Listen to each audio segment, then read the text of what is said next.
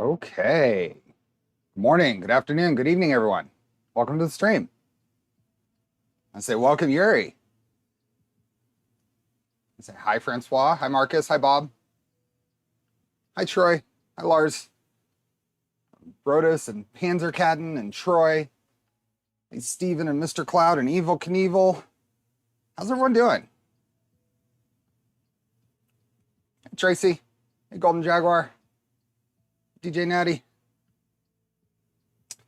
We'll get our traditional start of stream. Give Charlie the attention he deserves. Hi, Jaeger. Some kind of loop. What? Everything, do I sound okay? Do you hear music? Everything good? Hey, 007. Oh. Gary Putnam, member for 4 months. Thank you. Hey, Jokernut, Victor, Bill. Got a Voron noob here. I am not melting a tool head.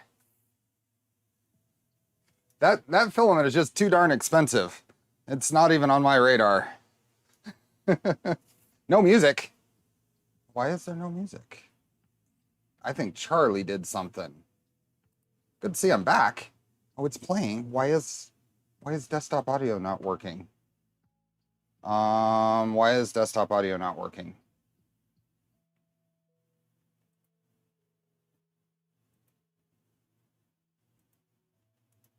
Give me a moment. What is going on? Let's try this. Does that work? Do we have music now? No music. Okay. I changed my setup just a little bit, so yes, we've got all the Charlie here too. Hey, Paul. How you doing? Hey, little brat. Hey, Alex and Sebastian.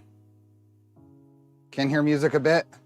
Okay, and that might be really high because Charlie bumped my hand as I was turning it up. Charlie is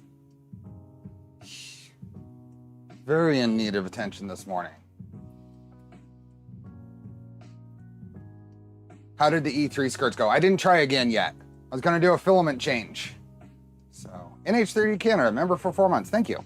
Thanks for the content. I'm selling the V0.1. Why?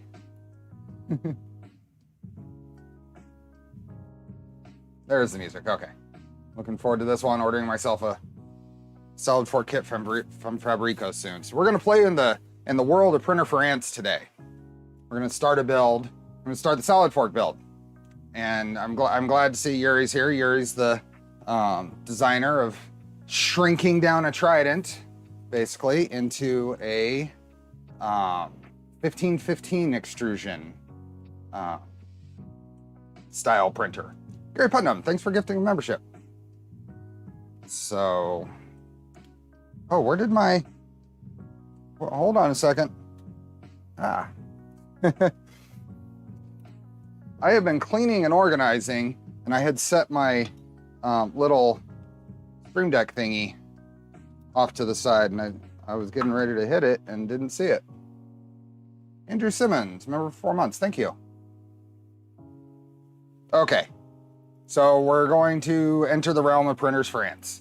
So printers for ants. Let's see. Let's get the right page. Printers for ants. So smaller versions of a lot of printers, mods for the V0, that kind of thing is what we're looking at here. This is 3dprintersforants.com. I guess I should. Hey, Sanity. There we go. 3dprintersforants.com.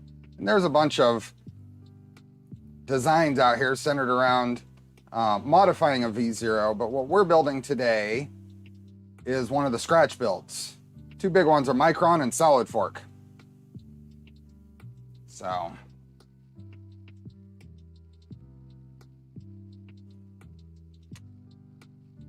and then there's other versions, but Solid Fork is what we'll be looking at.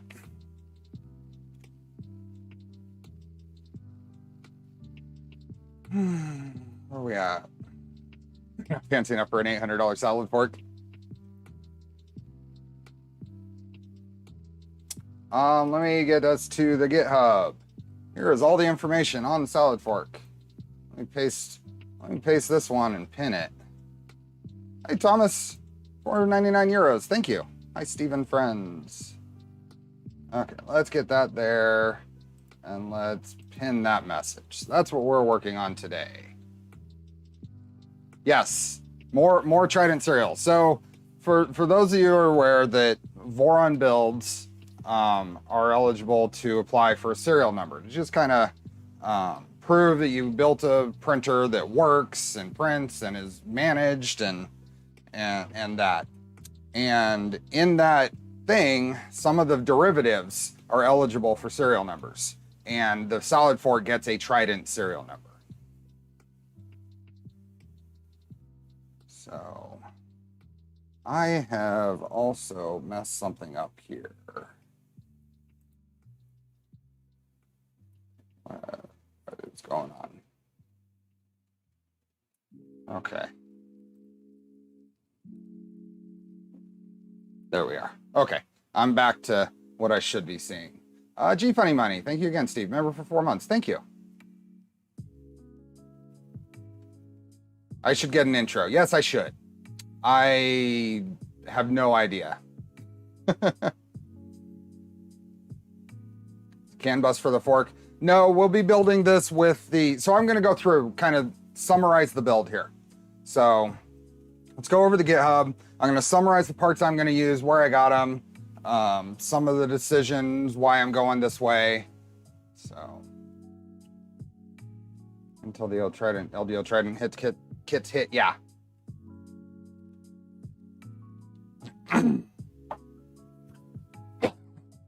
Wrong pipe, sorry. Have we hit 1,000 Trident serials yet? No, but we're well into 700, which is good. So, Solid Fork GitHub. Yuri and whoever else has worked on this seems to have done a good job with organizing and putting documentation out here. It's a render of the build.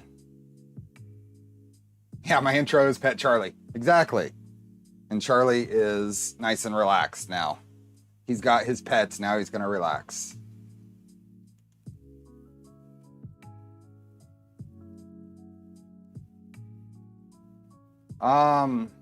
So this is the build. There are some basic things that are part of the standard build, like a clicky, Z probe, that kind of thing.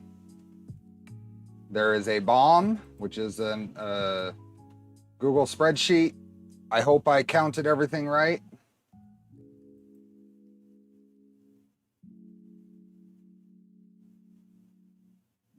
Exactly. I'm just real.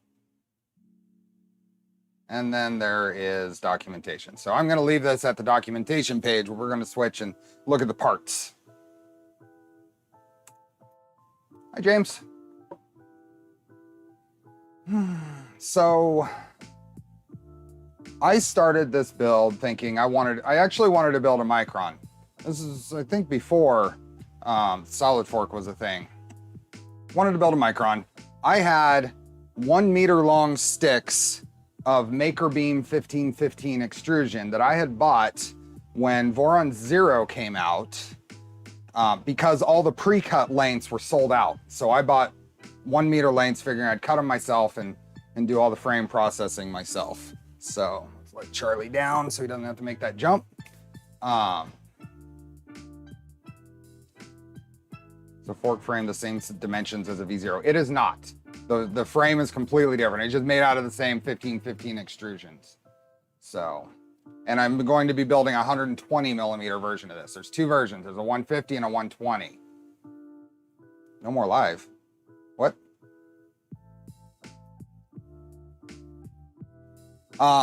So I had bought these 1 meter extrusions. I was going to build a Micron. Solid Fork came out. Nero was building a Micron on his stream. So I figured, you know what? I've got the stuff. I'm going to build Solid Fork instead. So I've been collecting the parts, working it into the, and excuse me, I'm going to tweak this just a little bit. working it into the schedule, and now we're there. So I've collected all the parts. I've taken my other shop and I've cut a bunch of extrusions. Why 120 versus 150? I wanted the smaller build. And I also know that I basically had enough extrusions for the smaller build. I wanted to use up some of my extra parts, although they ended up staying extra parts because I got some parts and whatever. We all know a mini Trident is closer to your heart than a mini V2. Exactly. Although if all goes well, a Micron is in the future, but we'll see. So a lot of this is parts off the shelf, extra bearings, fasteners,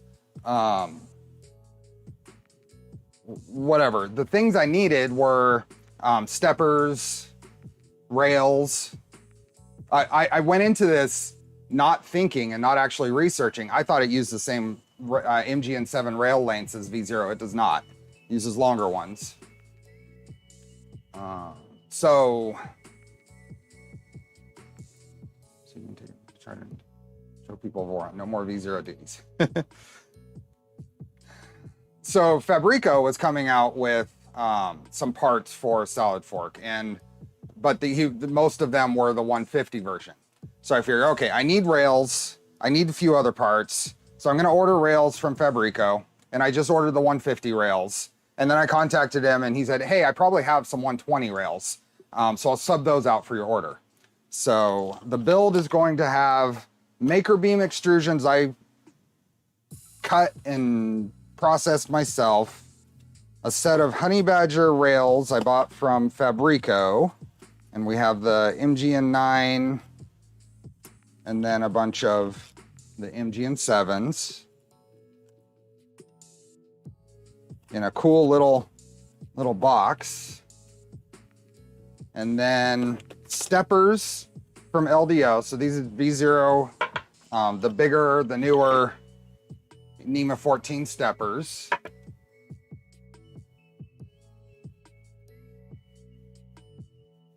Fabreeko has an entire kit. Yes, but I was doing this before, or when they were starting to source that stuff. So, and like I said, I wanted this to be kind of an off-the-shelf spare parts, things I have here as much as I could. I already had some IGUS spherical GE5C equivalent, or the EGLM05 bearings. So I have those. I had a bunch of the 623 RS bearings for a V0. I had fans.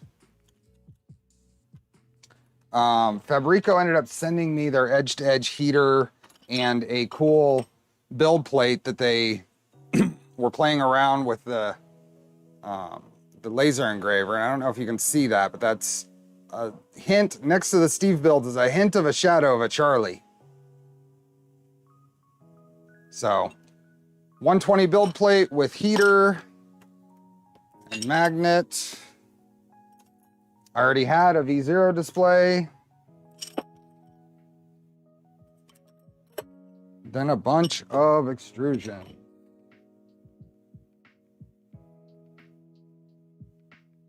Any word on if Hector is planning on also doing a Micron kit? I don't know. But yes, the Fabreeko 150, 160. It's listed as a 150 in the CAD, but I think there's extra room there. Are you going with the mini afterburner, or which tool head are you using? Getting there. So all the extrusions, we're going to start with those today. So getting those out. The little mini UHP power supply. 7mm drag chain. More fans. And then the Z steppers. So I got these from LDO. And they're the cool Teflon coated Z steppers. Oh. What else am I missing? Okay.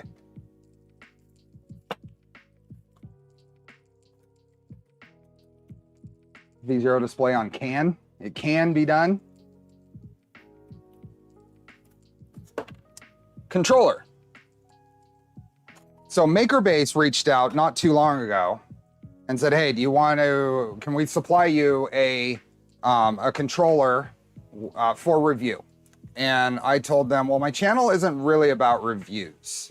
I do live streams, I do builds. If you're interested in sending me one, and I will go through the process of setting it up and learn about it, and just go through that process on stream, then cool.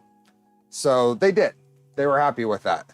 So I have the MKS Skipper, SKIPRV1. This is a Raspberry Pi alternate control, or SBC, built into the controller. And they seem to have some pretty decent documentation on it. So when we get to the controller part of it, we'll cover this in more detail. It's a big controller for a little printer, but it'll be perfect. It's a 7 driver. We'll need 6. So it's a Gucci parts build with self-cut extrusion. Yes. Hi, Speedy.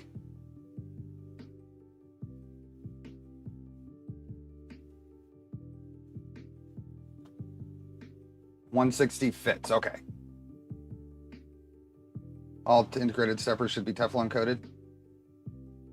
Where are we at? So that'll be fun. The controller will be fun. I have had a Orbiter V2 on the shelf for a while. LDO sent me this a while back. So I want to use it in a build. So I figured this was a good build to use it in. So with Kyrios from the Discord's help, I have a mini afterburner style tool head for it. That'll go on there.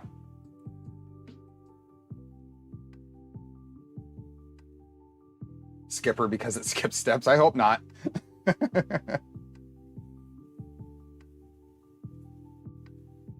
Hi, Delmar. Skipper has can. Yes, there is a can port on there. I don't know if we can use it or not. But more interesting, I think, what hot end. I'm going to use a Revo Micro. So we will be building this with a Revo Micro.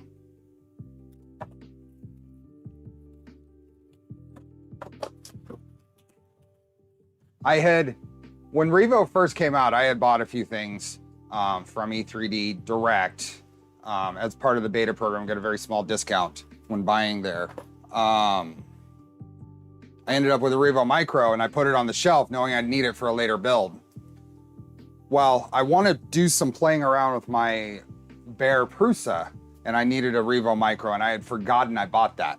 So I bought another one from KB3D. So now this freed up I need to find a use for a Revo Micro, so I'm going to use it here. And that's why it's a Revo Micro and not a Revo Voron.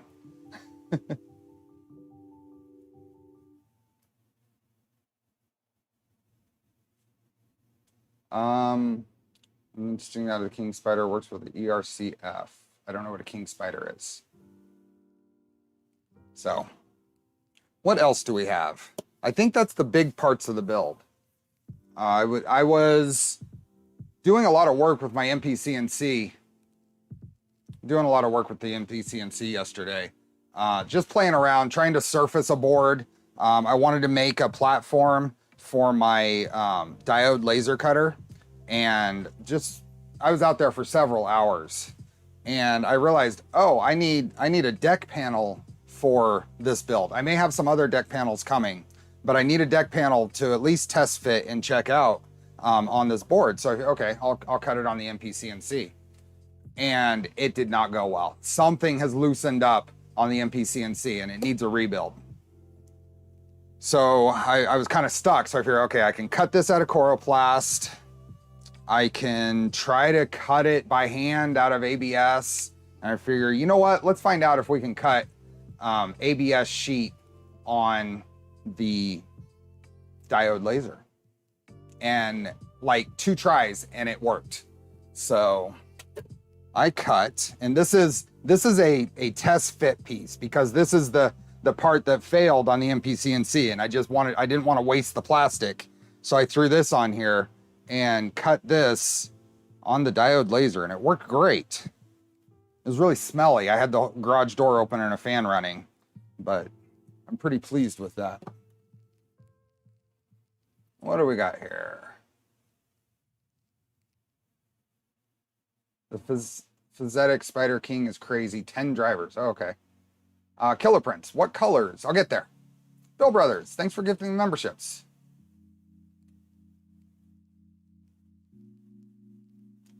Where do you get sheets like that? I buy my sheets from Tap Plastics. It's a acrylic and ABS sheet materials vendor here in the U.S. There's a local shop. I can just drive over there.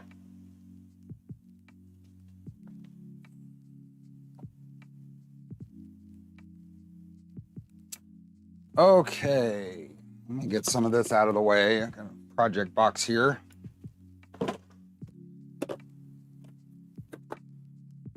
It's here, and the all-important glasses. Printed parts. I don't think I'm done printing parts, but we will be going with,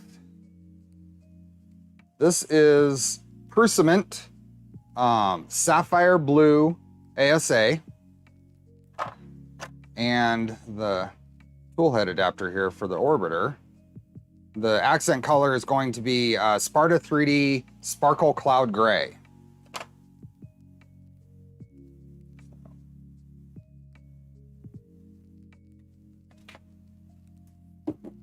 You see the wave share display with the, oh, yeah, so this is going to be some of the colors for my Trident 250 build. The display here. KVP, Hot Jade Pink, ABS, and Polymaker Teal ASA.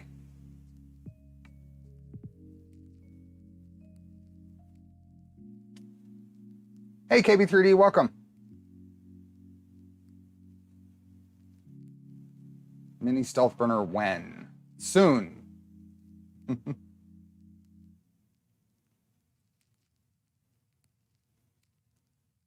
So you didn't go with Prusament Sapphire Blue ASA? Yeah, that's what I said. Did I misspeak? Prusament. So I was talking about the DJ Natty took me on a sidetrack. We got squirrel.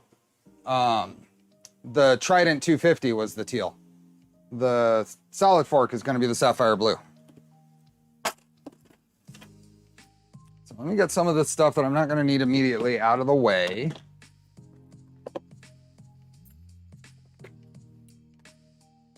I don't know exactly what I'm going to need immediately, but it'll be right over here.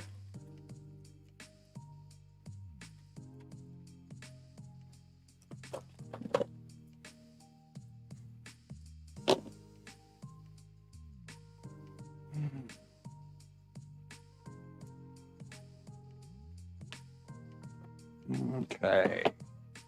And let's start up with the instructions. We're going to follow the build guide because this is 1515 extrusions. Let me switch back over here. So the Makerbeam 1515 extrusions. First of all, let me say one thing. Don't build with the Makerbeam 1515 extrusions. Most things that have come out aren't 100% compatible with it. It's got a different extrusion profile than the Misumi or the LDO or the others. So let me grab a quick LDO style extrusion so I can show you the difference. So I have a green frame here, but the green is LDO's extrusion profile, and the black or silver from this angle is Makerbeam. And the shape of these slots causes a lot of considerations that you need to account for. So I'm forging ahead. I've tweaked a couple of parts to make sure it's going to work, but I really don't recommend buying that, at least without knowing what you're getting into. Sanity, the ASA printed well. I'm very pleased with the quality that came out.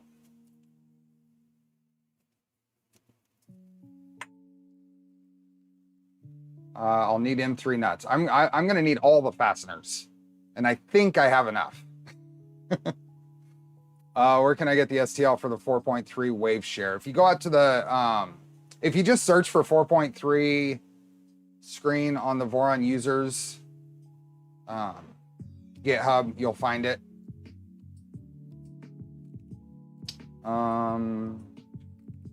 Does KVP use clear spools now? I don't think so. I don't think so. I think they're still black. KB3D might be able to answer better. Full kits are on our mind. We'll be starting with ACM, harnesses, hardware kits, etc. shortly. Audio is top notch. Center hole looks smaller too. Did you have problems tapping them? No, not at all. The tap was just fine. That might be an illusion that it's smaller because this is not, the one I was showing you is not tapped and the LDO one was. So I had no problems with tapping them. I used a little M3, I can't get to it, but little spiral tap that I bought off Amazon. Square M3, I have a preference for when building with 1515 extrusions to use square M3 nuts rather than the hex. So as many as I have until I run out, I'll be doing that. So let's go to the GitHub and go to the documentation. So we're under the introduction. Here's the documentation. So let me back up. Solid Fork main page. Down here is a link to documentation. So let's go here.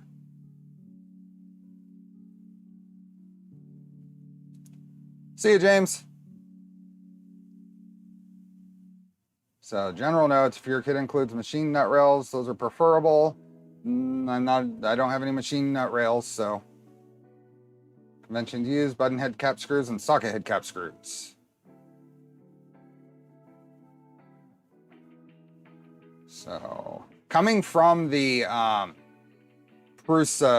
building Prusa stuff, I have a pretty decent selection of square M3 nuts, so I think I'll be okay. So we're just gonna go in line. Frame assembly. Lay out your extrusions and add a label to each. So our corner vertical extrusions have the blind nut access holes.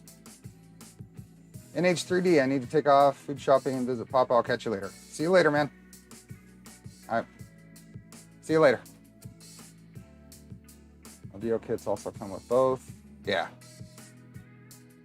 Do you have to restart parts when printing ASA like ABS? If you are having problems, I mean, I think the shrink rate is similar. These are all fine. There's no reason to rescale the included parts. Nero's using a KVP master spool that he printed. Okay. So we have all the extrusions. So let's go ahead and line those up. Let's see what we have here.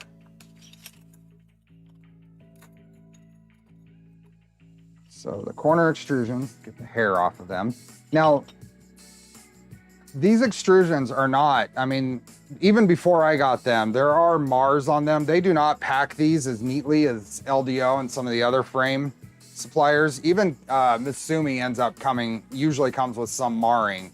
So I'll be trying to organize these or orient these so that it hides most of that.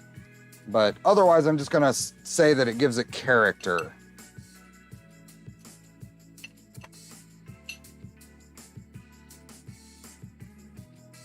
Sharpie, yes, the anodizing pen.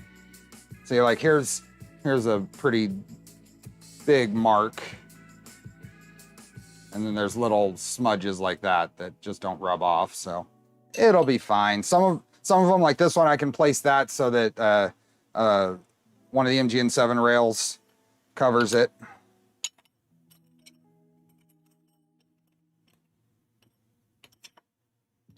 Oh, and the cat hair is just terrible.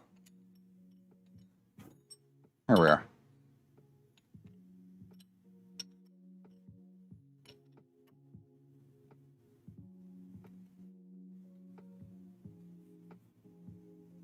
Hi, Steve. Hi, Max.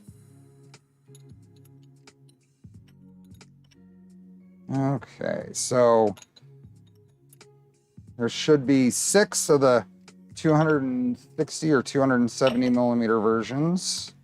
And then we have, oh, there's a 240 with a center wrench access hole. I need to keep that one separate, and another one.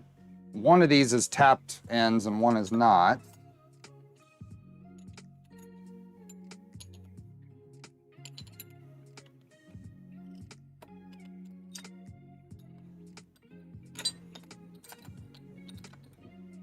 Okay, I think that's it.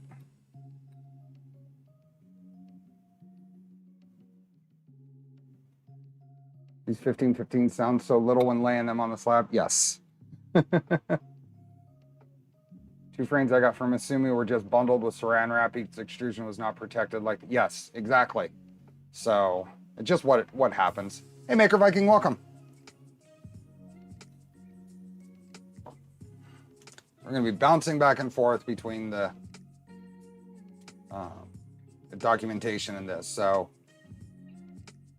the printer is not square. So there are 200, for my build, there are 270 millimeter extrusions and 240 millimeter extrusions. And the 270 ones are in the Y direction and the 240 are in the X direction. So those will be kind of easy to keep track of. And I forgot to take my phone out of my pocket. So I am going to do that now and set it away.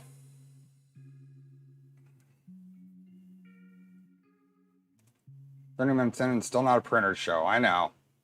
I'm hoping this build is going to be a little more, we're just going to hang out and build it. I'm not rushing, not trying to get on to the next build. However, this build may get interrupted. We shall see.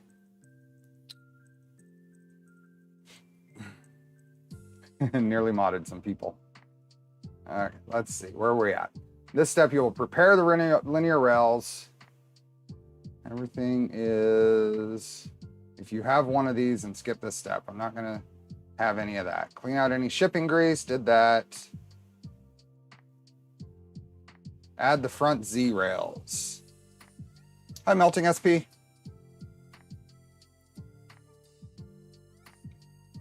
Interrupted with V0.2, I hope. No, but maybe as exciting, at least for me.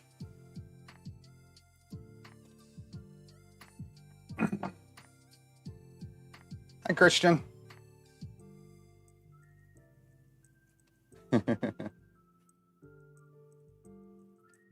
So we're gonna need rail stops, printed parts rail stops. We're gonna need 2 of the Z rail nut holders and 2 MGN7 rail guides.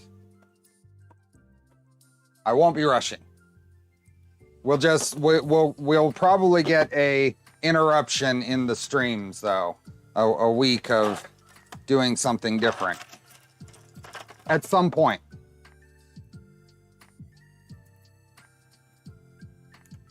Okay, so we have the printed parts. Oh, are these the ones? So I printed out all of these, and then so part of the Maker beam versus LDO problem is these fit in here just fine. And what these are is they hold the little M2 hex nuts for the linear rails. So these fit in an LDO extrusion just fine. They do not come even close to slipping into the Maker beam extrusion. So the taller ones here, let's figure out which ones those are. Okay, so these need to go. Those are the wrong ones. These do fit. Tight, but they fit. Printed nut bars, yes. Hey, Tech Dad.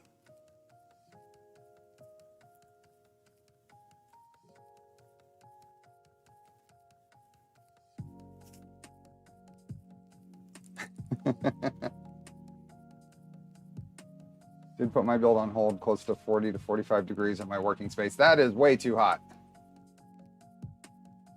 Will the LDO tapped strips fit? I don't know. They need to be no more than about, I think it's 2.4, 2.5 millimeters thick. The spot that they go is 2.45 millimeters.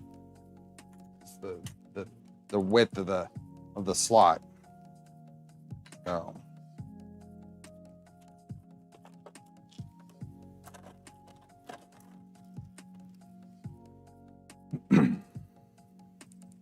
and some fasteners.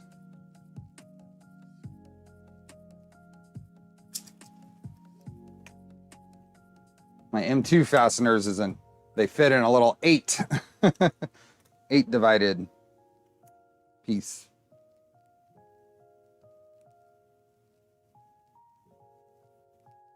Okay. Put 7 M2 nuts in each Z-rail holder. The Z-rail holders are going to be the shorter of them. And how many are there? 1, 2, 3, 4, 5, 6, 7, 8, 9, 10, 11, 12, 13. Okay, so we're going every other one.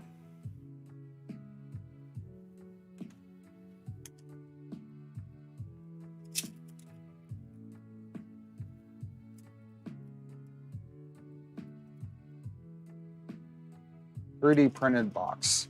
Yeah, so this is the Acro Mills storage system, small part storage system. And a long time ago, I had made these inserts that set in, so you don't have to rely on the insert where things fall underneath. The little divider that they come with is pretty useless. So I just modeled these, and they're out on printables. If you go to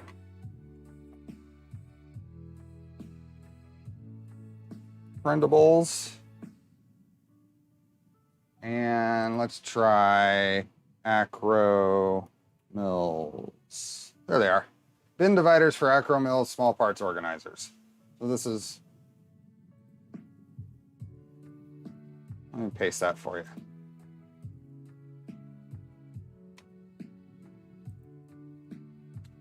Grab the tweezers. Well, it has not too bad.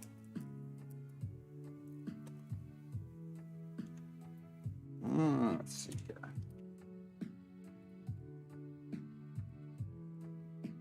There we go. And switch the glasses. We're gonna put one of these in, hopefully.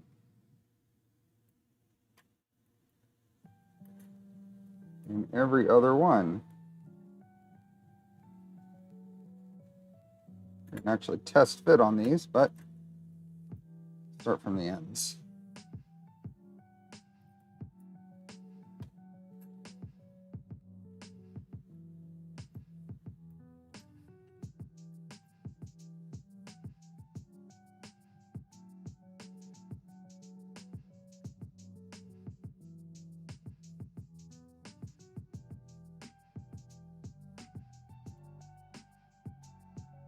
Perfect. Every other one. And we'll go do 2 of these. There's no manual for the Tri-Zero, only CAD. Well, that's okay. Some good practice reading CAD.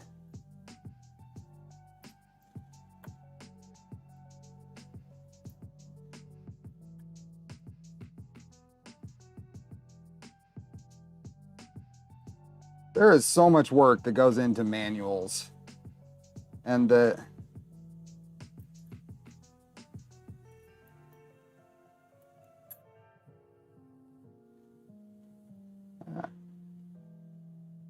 we go. Nice. I didn't count, but I got exactly the number of nuts I needed. For this step anyway.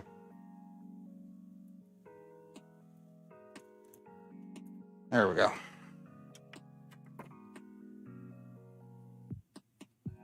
These dividers are better than the plain flat cards and never fit in the slots. Yep, that was the idea. will the no drop nut mod fit the Maker Beam extrusions? No. So let me clarify, Dead Bob, the no drop nut mod are for the M3 nuts for spacing those properly. And the problem is there's not enough space there to have a printed part that's going to space things correctly. So I'll have to just be careful when I'm installing things. So I had printed a bunch of them, not realizing that. And let me bring these over. I think you're talking about these, right? These are all for M3 nuts, and I happen to grab all the same length, but there's different ones to space out the M3 nuts to where they need to go, so you don't have to fiddle with positioning. So yeah, no, they don't work. I did look and found no documentation for Legacy. Steven, the Legacy is a Legacy experience as well. You didn't get the same documentation. You built from CAD. So you get both the styling and the experience.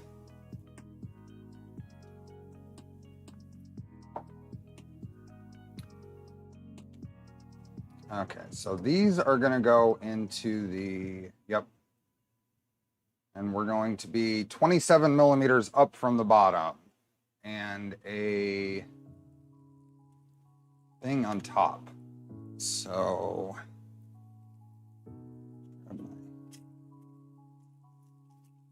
in 3 nuts here. Okay. I am going to kind of mix up because I don't know that I have enough square nuts. So I'm going to use square nuts where I think it's important. I'm going to use hex nuts where it doesn't matter as much. So for the rail stop, it's not as important to have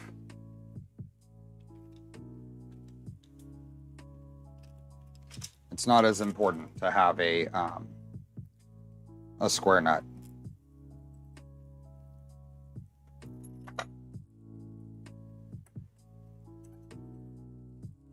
It's going to be up here like that somewhere. Is there an extra reward for people building a Legacy then? There should be. There should be a reward for somebody building every one, right? Like you have the Pokemon Master or whatever. I never played Pokemon, so I don't know. But like the collector.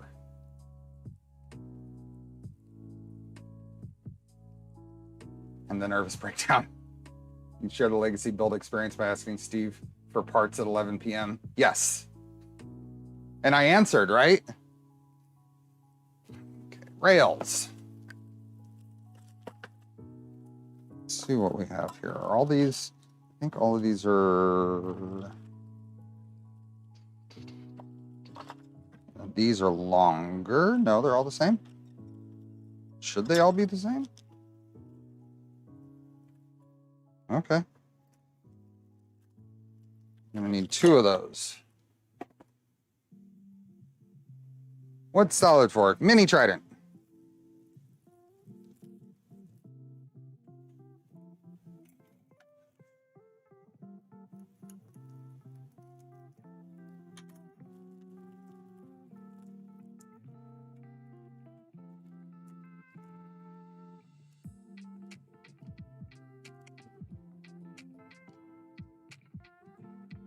And these are the honey badgers, so they're the high preload. So they don't slide on their own, which is fine.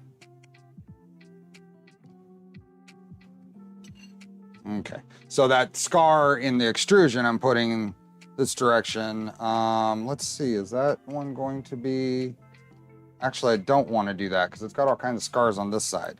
I may throw that to a back. Let's look at these. Which ones do I want towards the front of the printer? That one's pretty clean, so I think I'll take that one.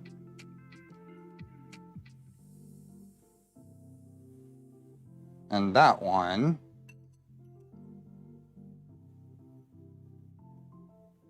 Yeah, so I'll use these 2 for the back. I'm gonna take this off. Save these for the back, and we're gonna use these on the front. Yep, just like that.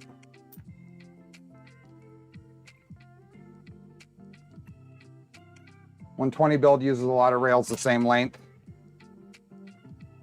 Okay, I may have printed off the wrong nut holders, but that's okay. We'll figure it out. Just need to cut them short if I need to. So these are gonna slide in there and hold all those M2 nuts in place. It's gonna go something like that.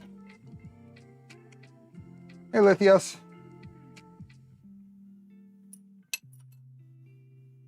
And then I'm gonna move the little stoppers, the little rail stoppers, to make sure it doesn't fall off the end. I'm gonna move it to the second hole since I don't use that, and it'll still protect me. Oop, as long as I don't lose one. There it is.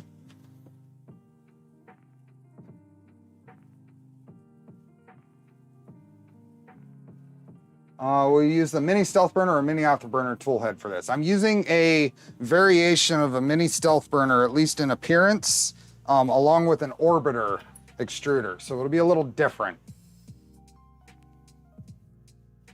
Couldn't you mark those Sharpie, or does that not work? What do you mean? I can clean up the extrusions with a Sharpie, but mark the marks on the extrusions. Yeah, it does. It's not perfect. Black Sharpie has a slight purplish hue to it.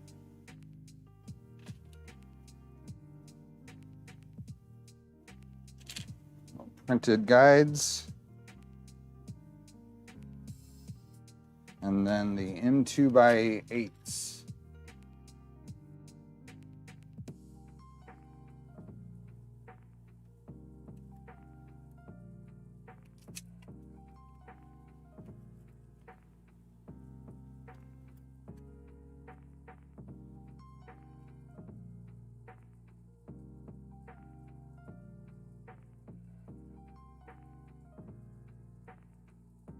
I don't think I have a bit this small, and I don't think I want to use power anyway.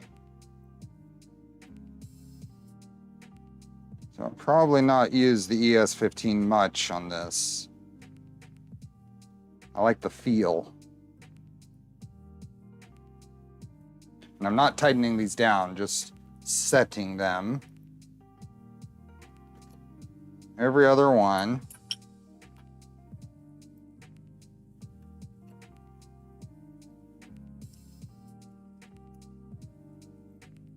Question on my V0.1, if that's okay to ask. In order to get accurate prints, I have to lower my extrusion factor and clipper to 84%. I don't want to keep doing that. What can I do? Do a extrusion rotation distance calibration where you extrude 50 millimeters of filament and see how much you actually extruded. Once you have your rotation distance set in clipper correctly, then your numbers in the slicer will make more sense.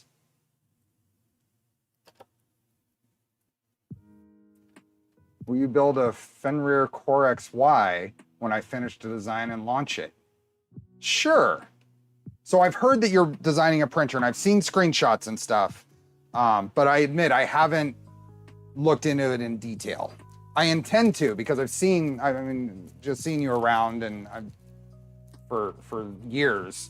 I'm aware of your printer, but I haven't looked into it in depth.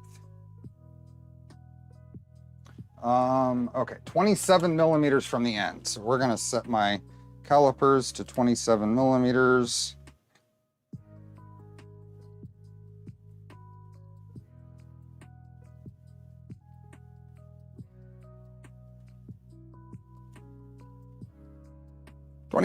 Oh, no. Oh, well, whatever.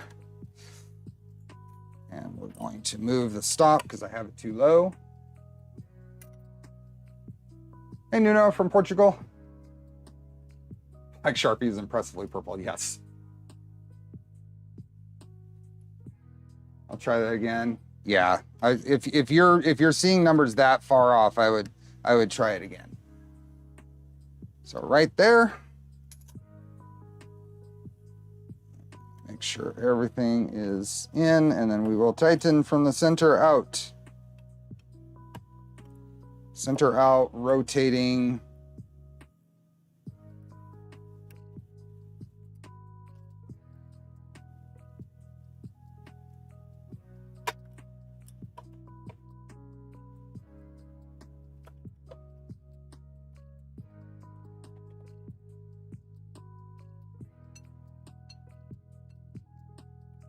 Oh, you suggest with the nozzle and that rotation distance. I would make sure you're at full print temperature and then extrude very slowly. Removing a nozzle is a pain in the neck. So as long as you're extruding very slow and at full print temperature for that filament so it doesn't have an effect on the extrusion. Hi, Lester. Derek, member for 4 months. Thanks.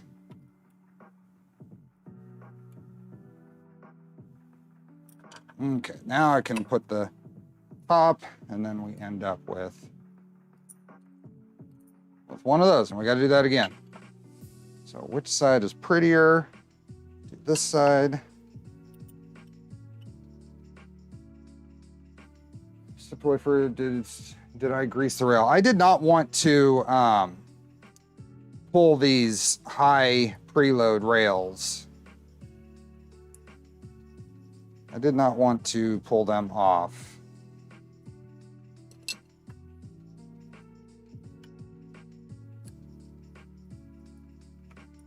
I have not greased them. I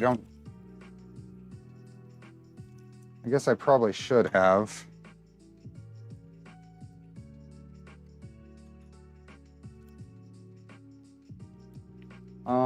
I did not give an update. So Maker, feel free to reach out if you have any questions about it, but short description, it's a V0 size, mostly printed Core XY with linear rails on all axes.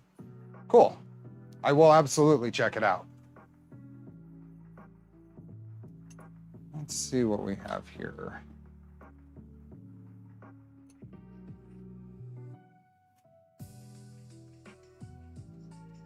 Honey badger rails are pre-greased now. Okay, good. I was hoping that was the case.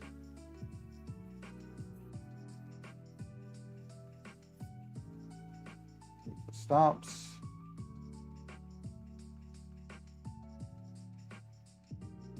What about Nero's way of putting the carriage over a hole and squirting in a ton of grease? I'm sorry, I'm not a fan. It just ends up being so much extra grease there.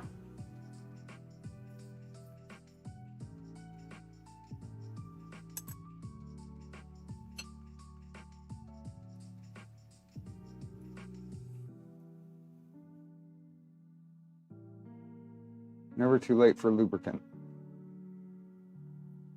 They're a little tight.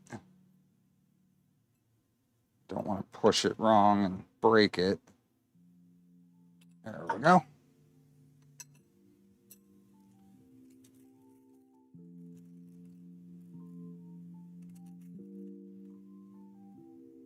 I'm gonna do that mount on a V3.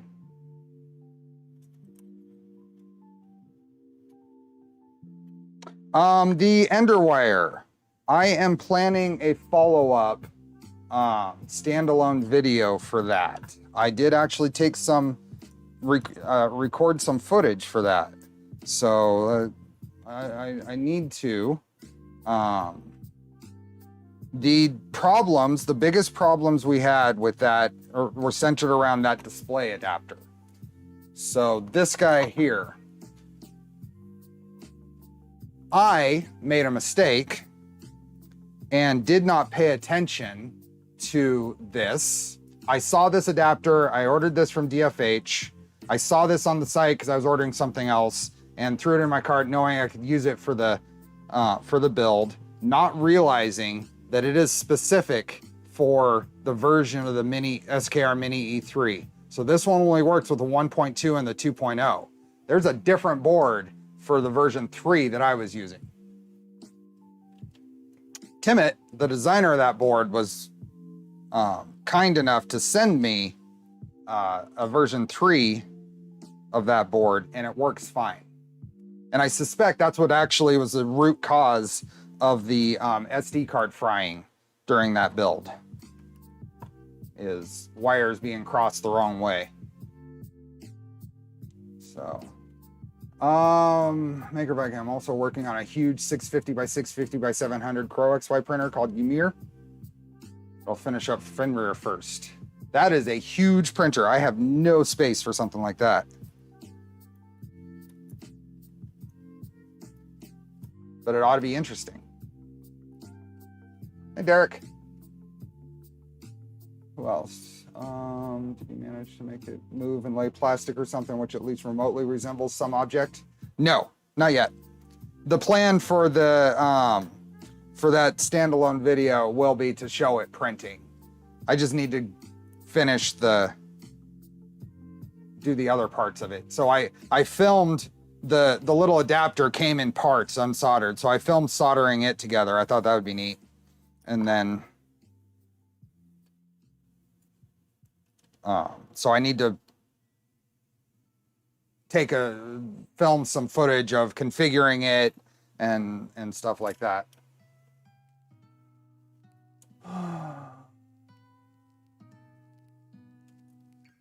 Okay, let's see here. So too far. Push this down and then.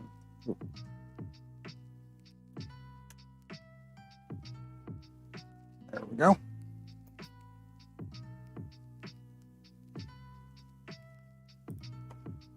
Okay, so start at the center, work our way out.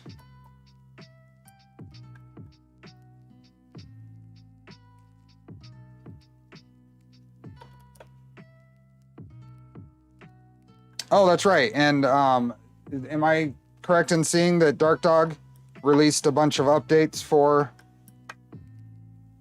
that mod?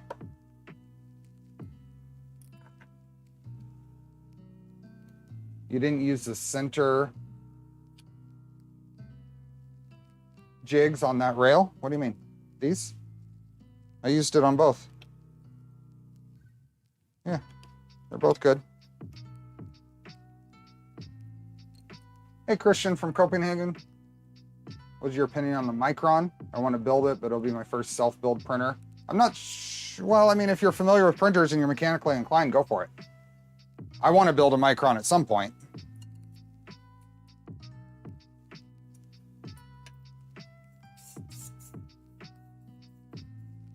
Okay, those two are done. What's next? And 27 millimeters up, 26.99 millimeters up.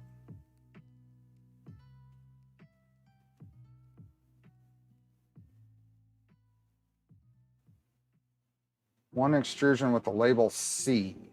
Which one is that? Give me a second. I need to close Fusion on the other computer because I want to bring up the CAD for this. So.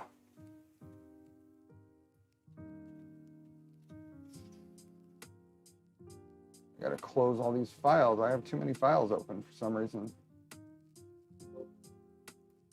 Save. Okay.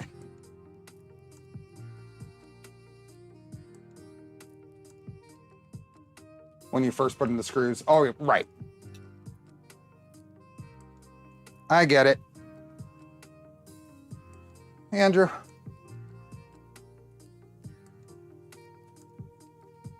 Is Fusion closed? Yep, let me start up Fusion on this computer. So I want to double check rail lengths because some of these, I think it's this one.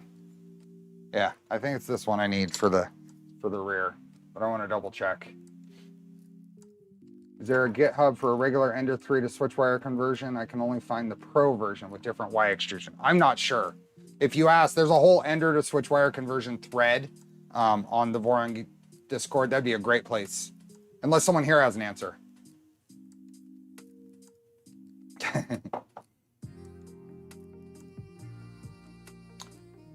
Starting up Fusion. Start that up. Peter from very hot Oslo, Norway. Welcome.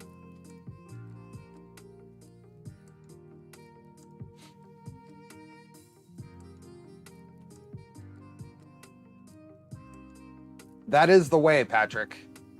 Do as I say, not as I do, right?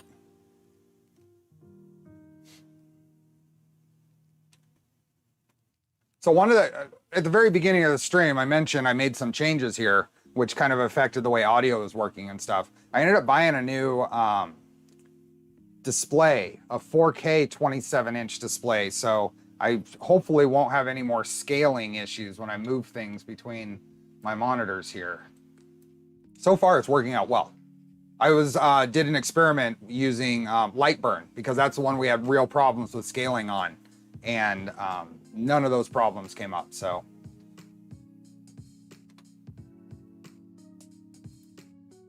let's do this.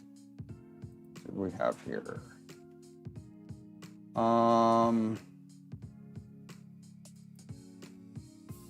Just a second. That's what we want.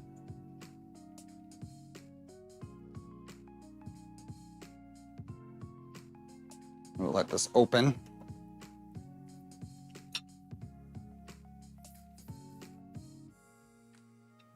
There we go.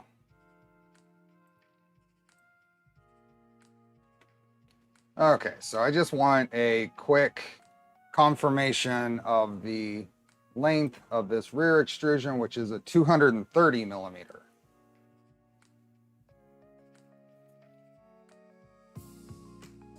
Hey, Andres from Sweden. Which monitor do you end up getting? I got a Dell, it's a Dell because everything works well as far as I have a bracket on the back for the docking station. All that works well with it. I don't remember the exact model, like 2722 QS or QC or something like that.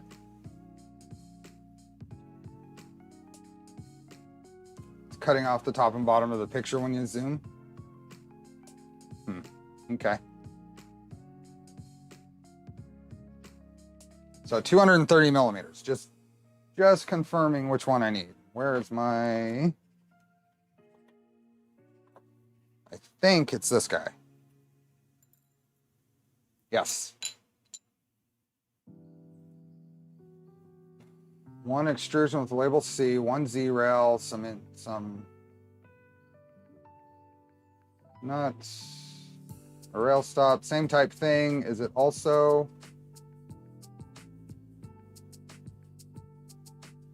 Doesn't say whether it's 27 millimeters up, but I'm guessing it is the same thing.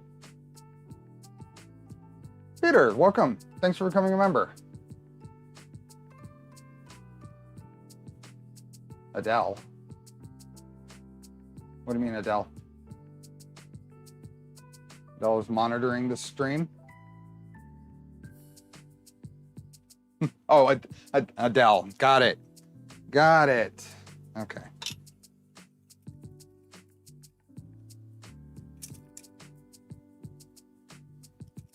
Those and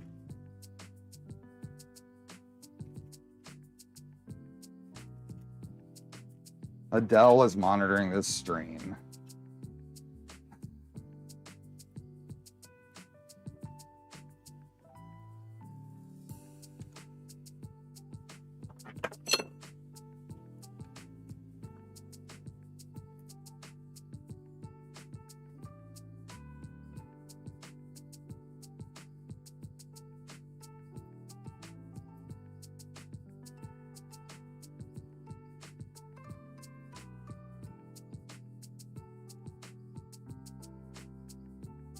Why use 1515 rails? Wouldn't 2020 be easier? Yes, but if we were using 2020, we'd be building a Trident.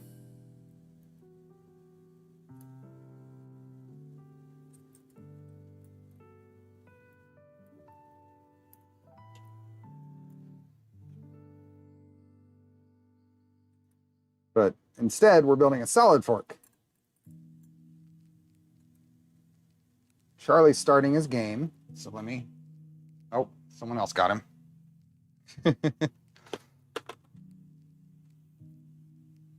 Needs to be 12 millimeters from the bottom, according to the instructions. Where at? Align bottom of rail 12 millimeters from end. Awesome, thank you.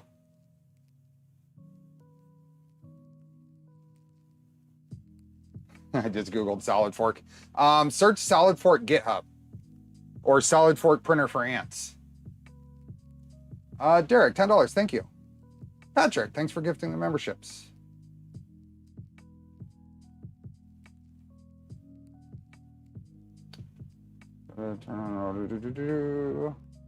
Okay, so with one of these, oops, back here, just looking at what extrusion I want toward, or surface I want towards the front. It doesn't really matter. A lot of this gets covered.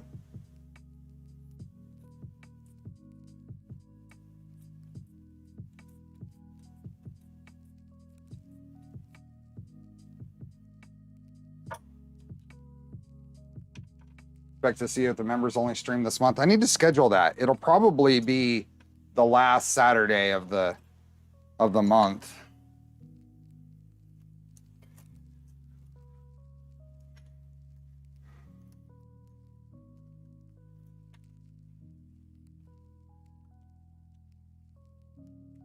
I don't know what I'm going to cover yet. What we're gonna do.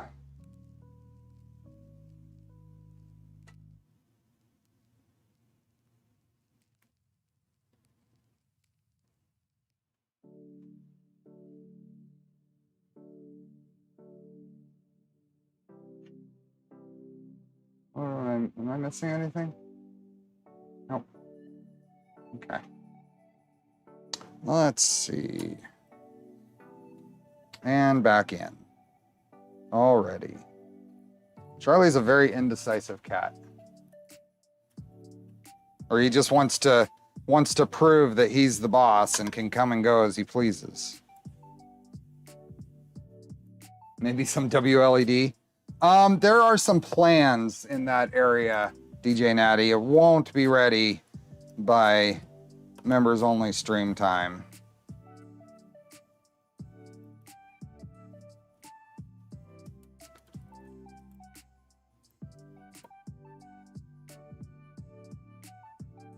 Do Andrew's tuning cover to cover? I gotta, yeah, we'll see. Hey, Joseph. Yeah, and WLED stuff would be normal stream. There's...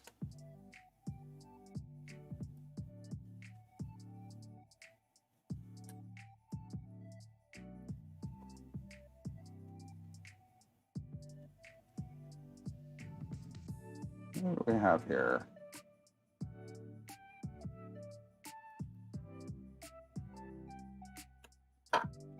Okay, 12 millimeters from the... Ooh, 12 millimeters from the bottom.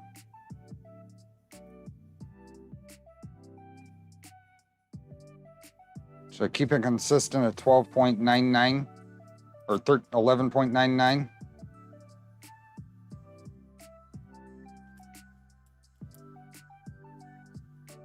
No, we'll go 12.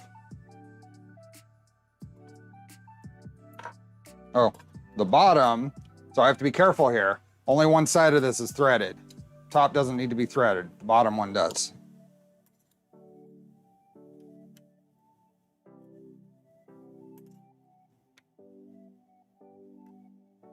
There we go.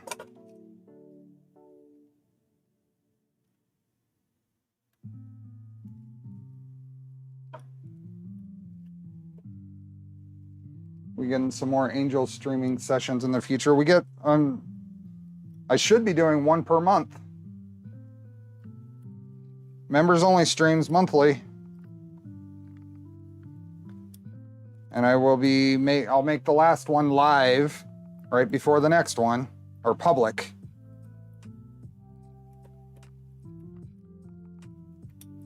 I would totally watch a whole 3 hours members only stream of just a sleeping Charlie. Well, I'll keep that in my back pocket of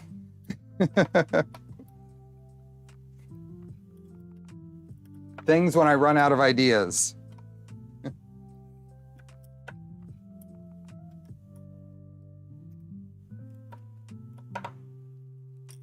Okay, and I think one of these guys gonna go on top.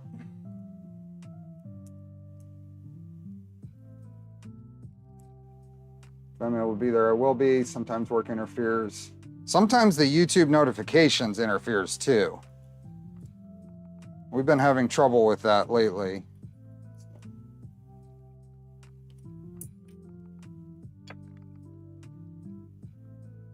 I have a set of pixel arches running WLED, keeping tabs on print progress away from the machine. That's nice.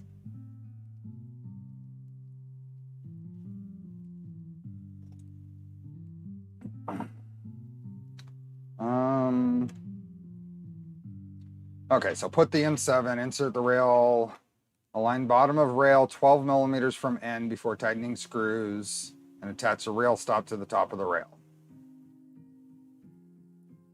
Setting up front bottom extrusion. Okay, so the Z extrusions, with the Z rails on them are done. I find this interesting, and I guess we'll find out in the end that these aren't even though this is all Z travel. So I guess you don't use all of it anyway. So, Pascal, good evening from Belgium. Hello. Hey, Dustin, thank you. $20. Don't worry, we have an endless supply of bad ideas to try. Perfect.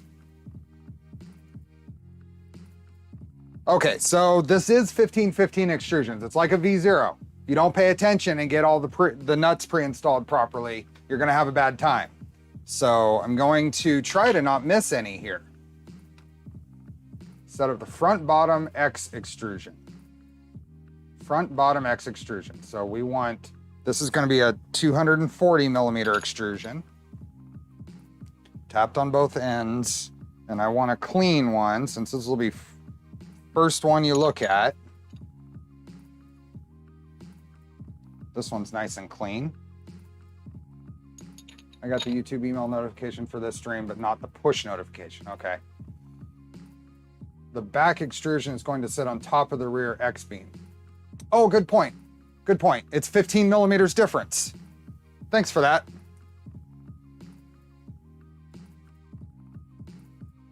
Thanks, Steve. The short rail rides on top. Yep. That makes sense. That's the 12 millimeters versus 27. 27 minus 12 is 15.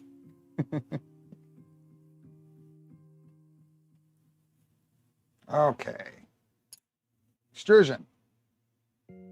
So we are getting T-nuts. Yeah, all of these are the same. So 2 on each end. We'll go here. 2 on each end on top. We'll move these in a bit so they're less likely to fly out.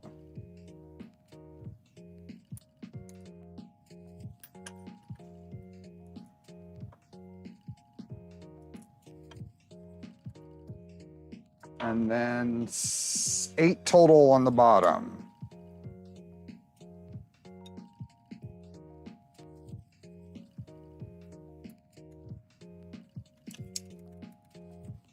I'm busy to make a 4 on 2.4, starting with printing, but I would like to have the Z drives on top, even as the electronics. Is it possible? Go check out Doom. Do a search for Doom on the Discord. You'll get, or someone will point you to it.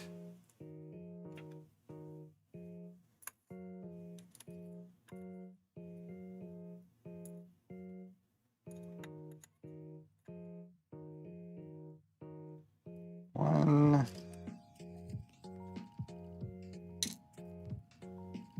2, 1, 2. Okay, so 1, 2, 3, 4, 5, 6, 7, 8.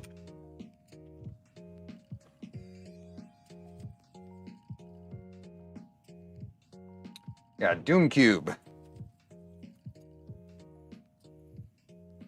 8 on the bottom, 2 on the top. Insert an M3x8 button head cap screw into each end of the extrusion, leaving about 2 millimeters of clearance.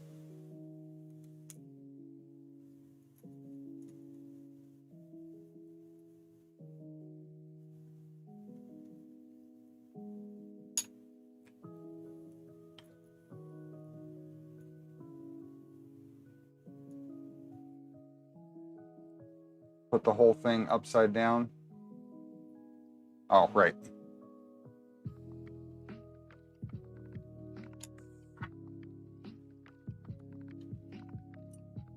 Okay. Set up the bottom Y extrusion. So this is the bottom X extrusion. Let's set it over here.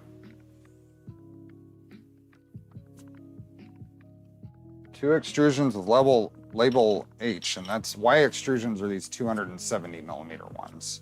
I'm just wiping them off.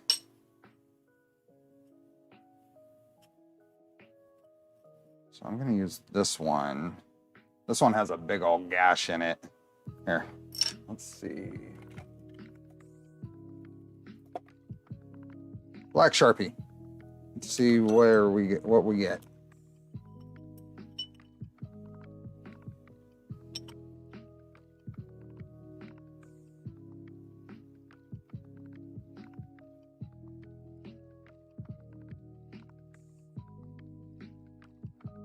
So you can still see it, but in the right light, hides it pretty good.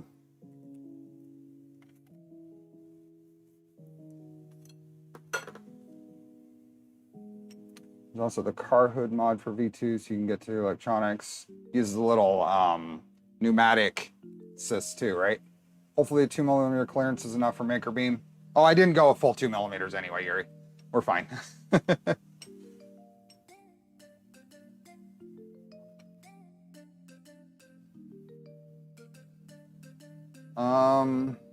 Okay, bottom Y extrusion. So we have 2 extrusions. Insert an M3x8 button head into each end. Preload 2 M3 nuts into the top of the extrusion. Does that match up with this? That doesn't match up. 2. 7 into the bottom. Preload 4. So Yuri, you want to help me here? So, no, never mind. I got it. I got it. Pascal, thanks for becoming a member. I got it. I get it. So we're going 2 into the tops, and I want that scar down to the bottom. So that'll be the bottom inside, so you'll never see it. So 2 into the tops, and I'll go on both sides. And then preload 7 into the bottom and 4 into the side. So the 4 are for panels in the side. So I'm gonna use just regular hex nuts for that, just so I make sure I have enough square ones. So I'm gonna go 4 hex nuts into the side.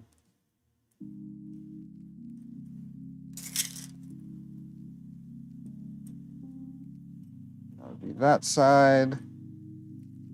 So now we're back on the top and the side. So let's just go somewhere to the middle. These can go there, those there, and then this side.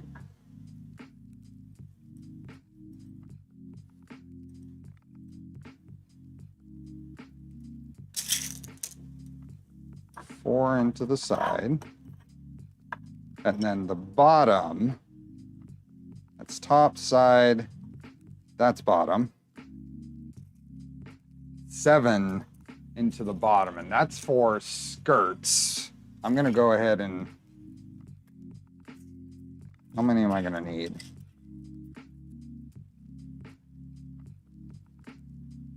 How many? So I'm gonna go, for the corners, I'm gonna use 5 hex nuts because that's skirts, and on the corners, I'm gonna use square nuts. 2, 3, 4, 5, and then the corners are gonna be square. So 1, and then there, and then there. Oh, what do we got? I see a to-do I missed. What'd you miss?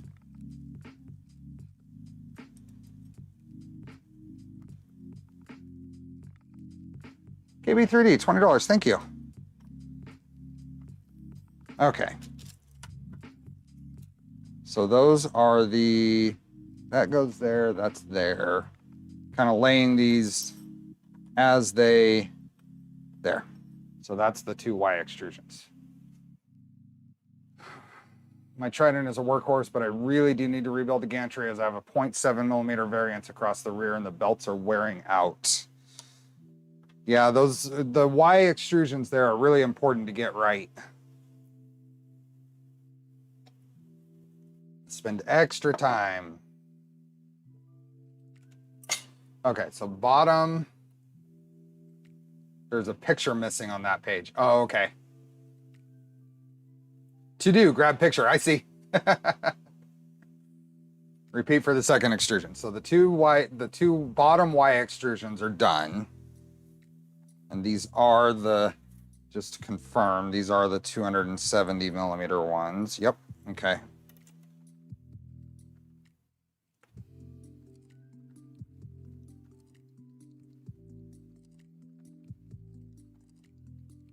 Stefan, I already own a 0.1, a 2.4, and a switch wire, so next need to be a Trident or solid fork.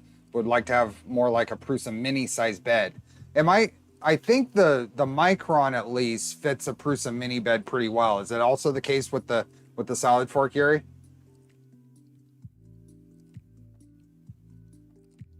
Okay, assemble front left corner of the frame. So we're gonna grab one of these guys.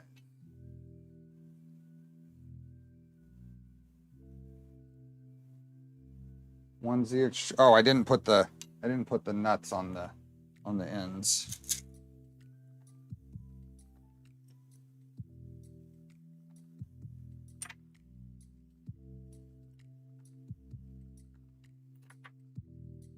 Micron Plus.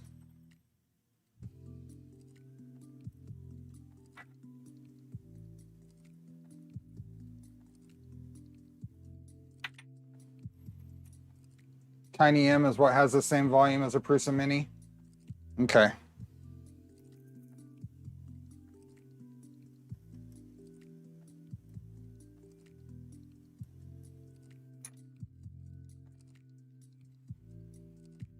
Not quite enough room for that bed. Would need to expand things by 20mm.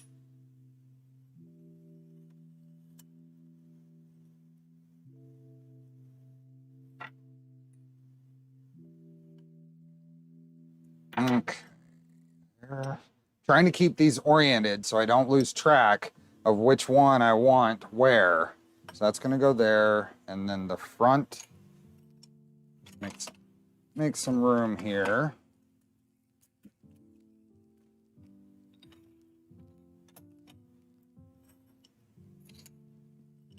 So this is gonna, that's the orientation for those, and then this is gonna go like that.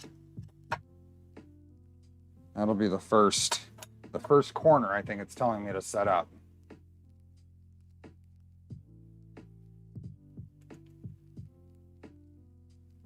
Attach extrusion E to extrusion I and then tighten the screw. For all of the frame assembly steps, be sure to make sure all corners are square.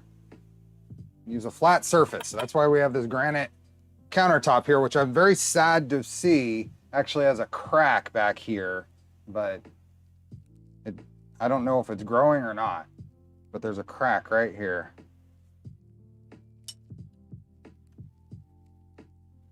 Okay. And I'm going to use this.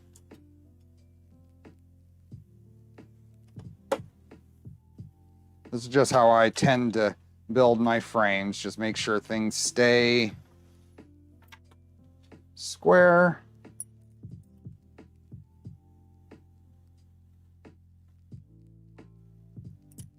That.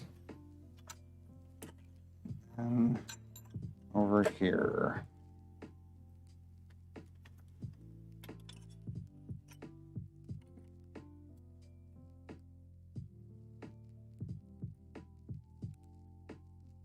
Kind of hold things in place.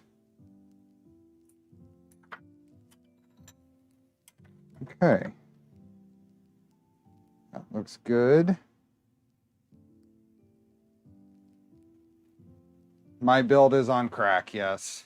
On a crack. At least I didn't spend much. I didn't spend much for it. Give me just a second.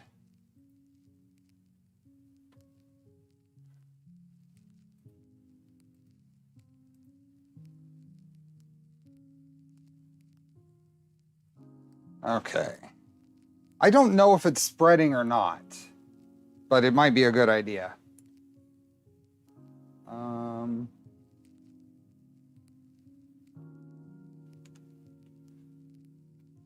Oh, what happened? Did I hit the back? I must have hit a button on my mouse. Use epoxy or something to fill the crack. I can barely, there's no real gap. It would have to be really thin. Someone suggested I drill a hole at the end, but I'd have to find the end of it first. I may just not worry about it because this wasn't expensive and I know where to get them now. So I may just replace it if it ever becomes a problem. I suspect it was already there. I don't think I did it. Okay, back down to where we were. Assemble the front left corner of the frame. We have the front left corner assembled. Assemble the front right corner of the frame. Hey, imagine that. Front right corner of the frame. So this is gonna go here. Just, woo! Do this first.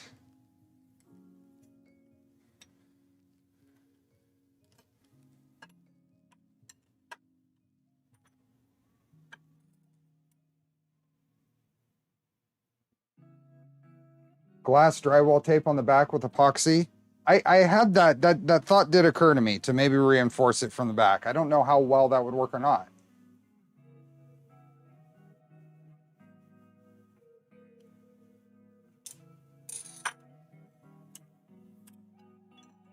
Okay, and then this one, I like that.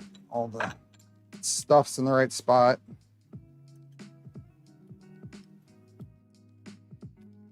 Couple layers of fiberglass on the bottom. Maybe I'll try that. Can't hurt, right?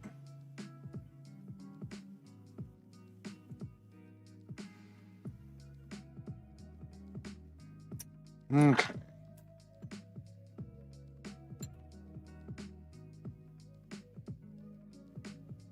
Get an actual machine shop surface plate.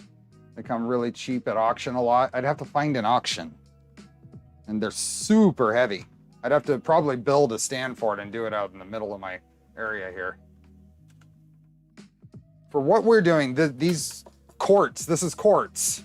So at least if that's a crack, it's probably it's not a crack that's going to be, that should propagate.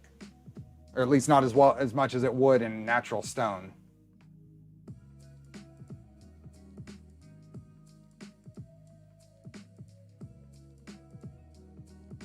Okay, and then the rear bottom is for this. Okay, so we have one of these with the hole in the center, but the one that's threaded on both ends is important. So there are some pre-loaded nuts for that though, right?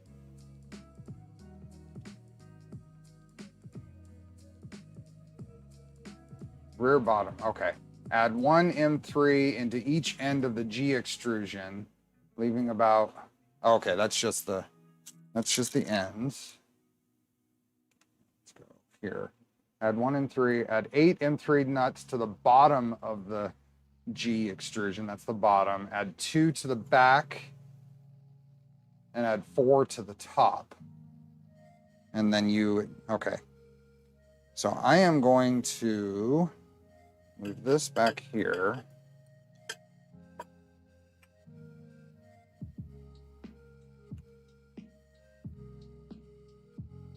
And we're going to attach this first. I think it's going to be easier to visualize.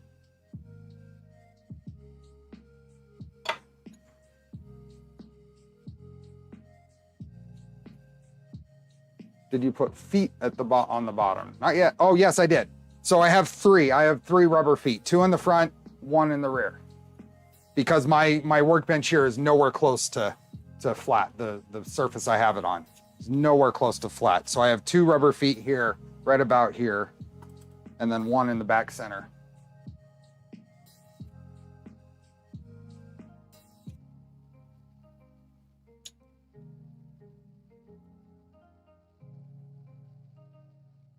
Okay, then like this.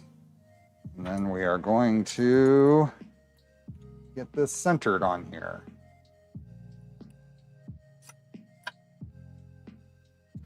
Let's do it by, there we go. Do it by this. What do we have? 100 and, what should this be? This is 240, so 225. So 112.5. I'm at 113. That's really close.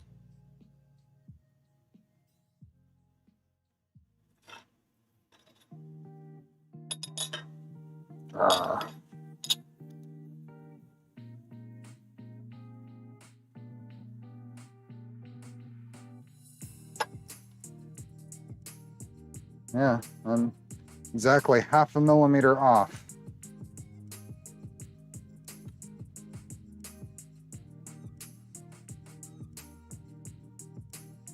Let's try that.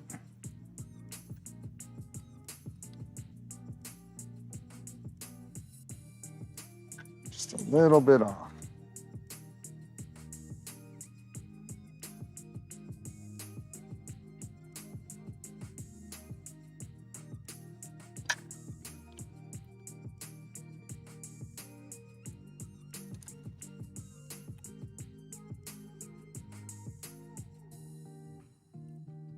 That. 112.5.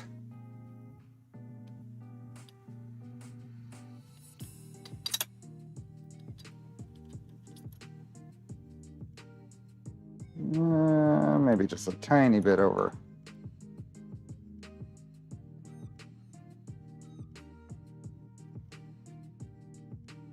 Let's try that.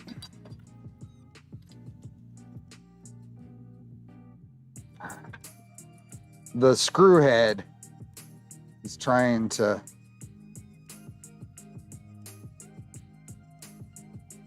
gotta hold it steady. There we go. That's 112.5.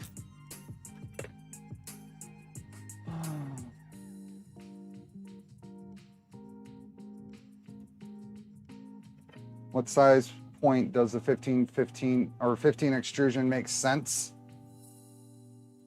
I've seen people build 200 millimeter 2020 V2s. So I don't know at what size I would recommend that. I would build with 2020 as much as you can. It's just so much easier to work with. This is more of a because you can, because it's fun, because building is fun. Hey, Aaron.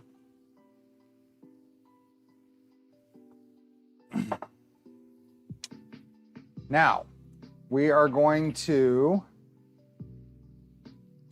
add 4 to the top, assuming that's 2 each side.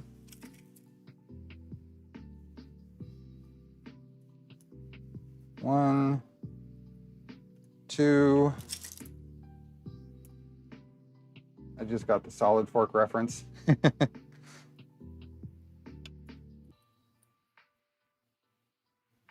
1, 2.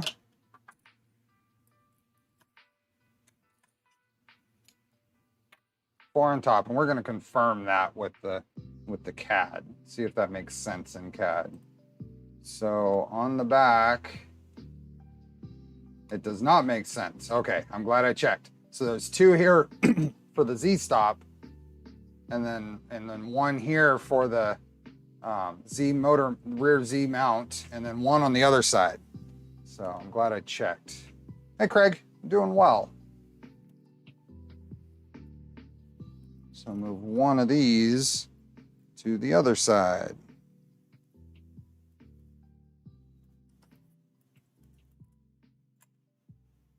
That might be unless I'm missing something, that might be a good clarification of where those nuts go, because it just says add 4 to the top, add 2 on the back. So we're gonna move this way, and we're gonna use hex nuts for this because this is just panels. 2 on the back.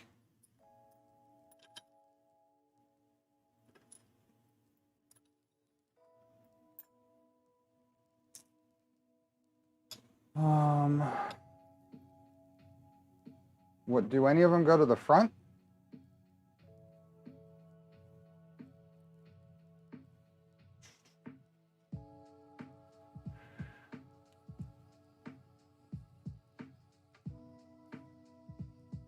I don't see any on the, telling me to do any on the front. Add 8 to the bottom. So that's for skirts and power stuff. So I'm gonna go all square nuts just because of the power. Or actually I'll go 1 and then 2 square for the power.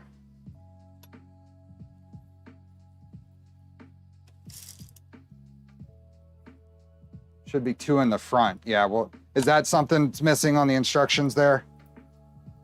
2 there, and then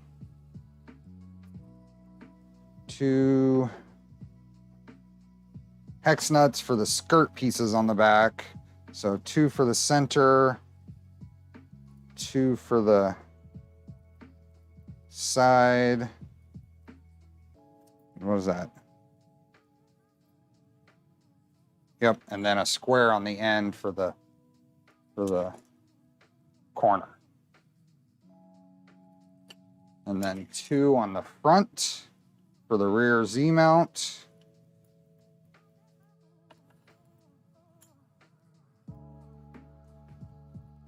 And then our M8s on the ends right here. See, this is good. I don't mind finding things if it helps. And I'm glad you're here, so I don't have to take a note and tell you later.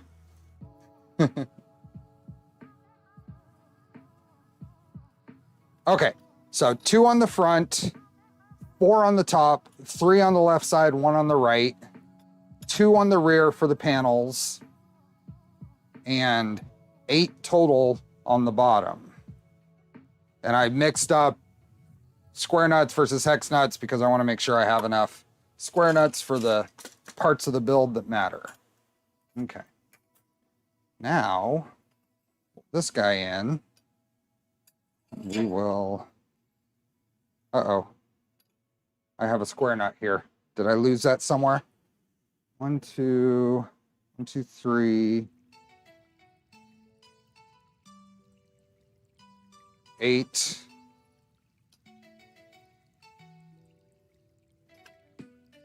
I gotta make sure I didn't lose one.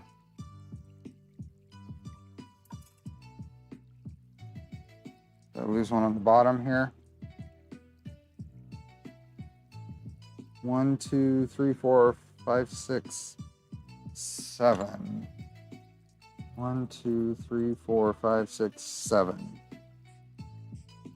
No, that's a square nut. Do we have 7 on the sides? Yeah, that's 7 on the bottom, right? I versed. Updated docs, refresh the page to see changes. Oh, okay. Go here. Let's refresh.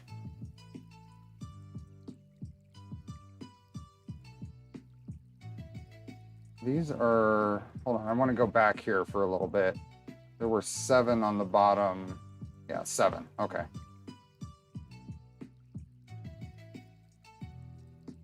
Rear bottom.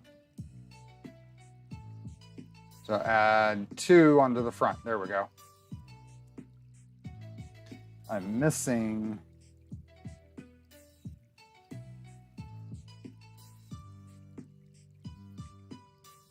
Yeah, that's where it came from. Okay.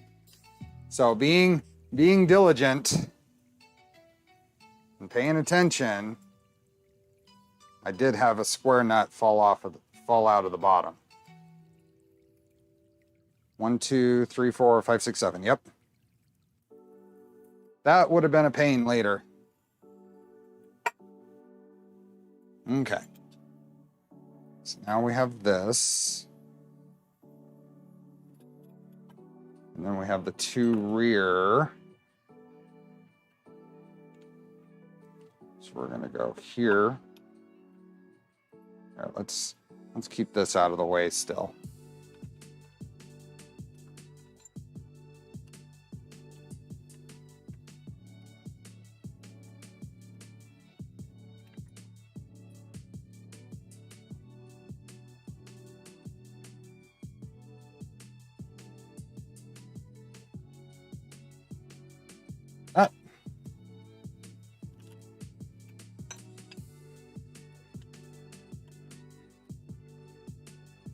And I put the correct side on that one.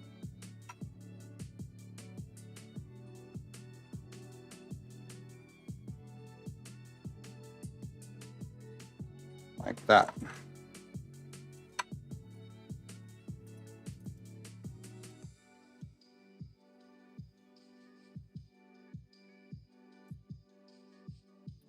Okay. Now we can bring this guy in.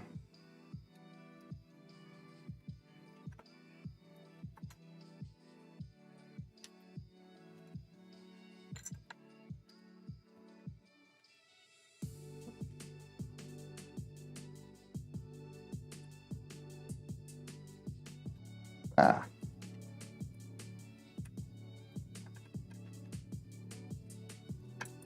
That.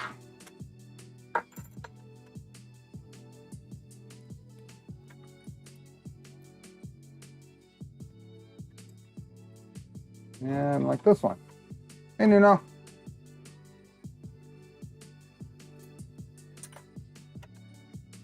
Okay.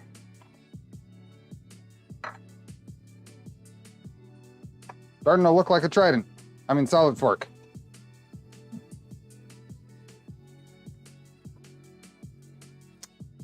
What is next? Rear bottom to the middle of the G extrusion.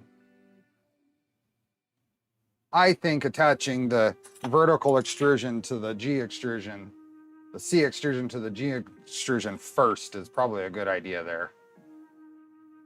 Rear frame assembly. Parts needed.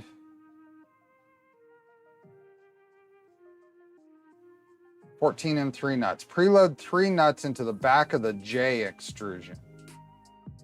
3 nuts into the back. And are these...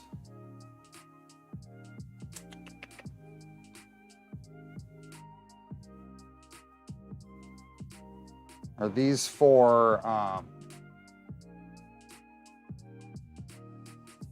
those for panels?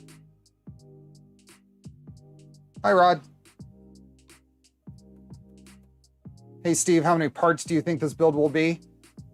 It is going to be pretty much a full printer build. So I would plan for 5 or 6. I'm planning for 5 or 6. It may be more, but I don't think it'll be less. We'll see how far we get. Preload 3 nuts into the back of the J extrusion. Preload 4 nuts into the side of the J extrusion. Repeat for the second J extrusion.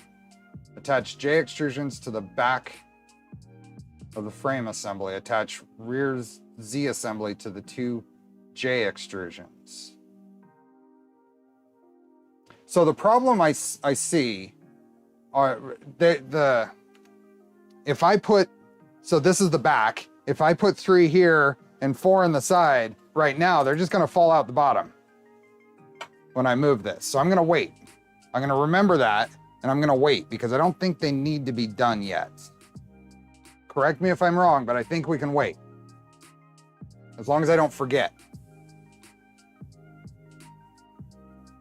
I think those would be better to be done once we get the corner feet installed, because the rest of this shouldn't get in the way of doing that.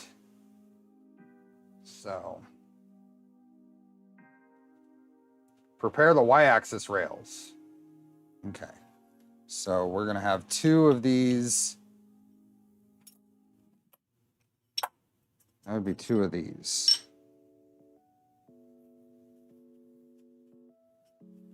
I mean, so much of this build is in the frame because of the pre-install nuts. So we're taking a lot of extra time here. The screws heads will hold them? No, there's no screw heads that are visible. Here, watch. Watch. Tuning. There it is.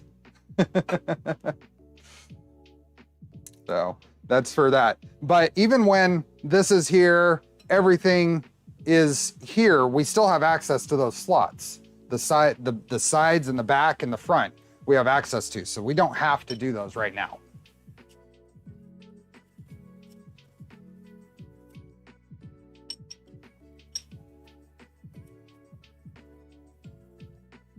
So we're gonna wait.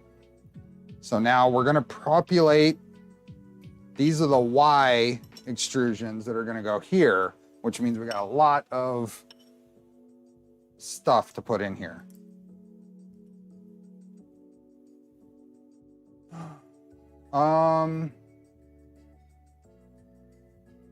Two rail stops, 2 Y holders, 230. Those are 230. I don't think we actually need them to be this long, but because they're still the same. These guys.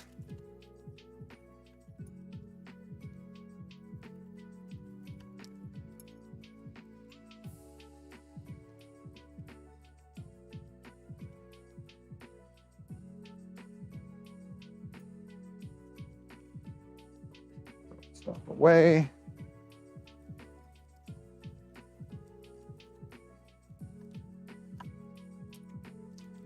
So was it 3 in the back and 4 on the sides? Yes.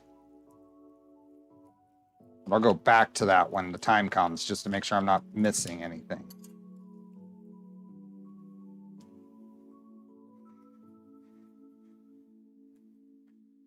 So Yuri, if you're still here, I can just cut this down, right? There was no real reason for this to be this long for the Ys. Since it's a 120 build, can I just cut this off? Rod Shumway, thanks for becoming a member.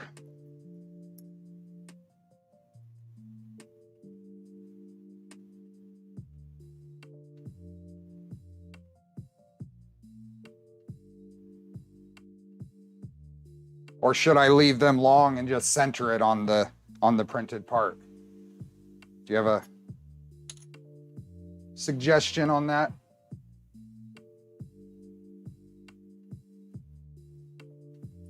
Those are for the 150. Okay. I am going to just cut it short then. I'm just gonna be a barbarian.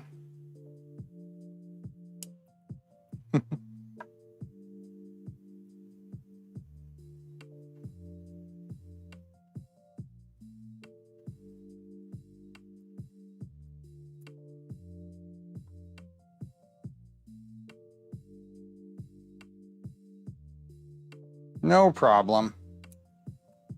Like you guys said, I don't know how many 120 builds will end up being of this. The 150 seems to be more popular, especially if kits are going to come out with those.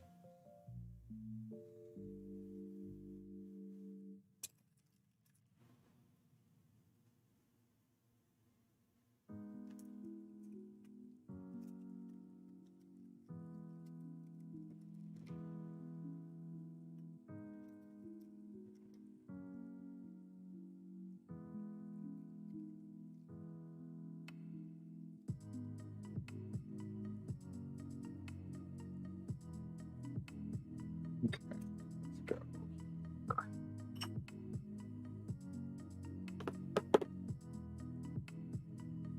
Got one of these that is almost broken, but all it has to do is hold things in place.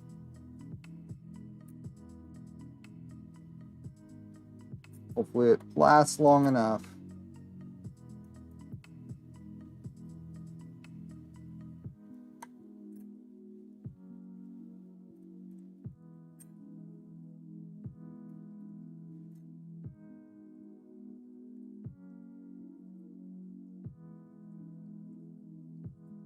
Okay, there.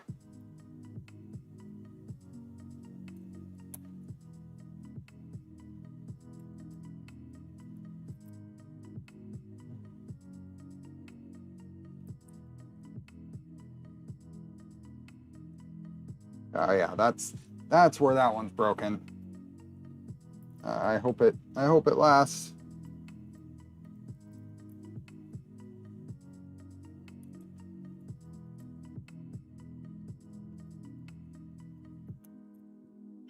Let's get this one right into one of these extrusions. Let's go right here.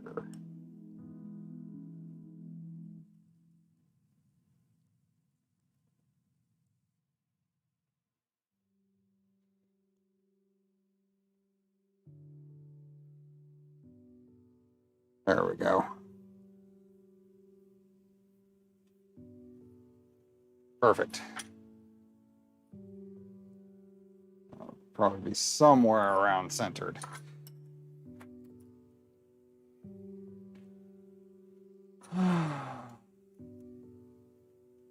Okay, let Charlie out.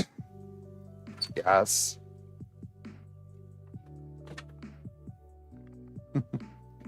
One. And let's go here.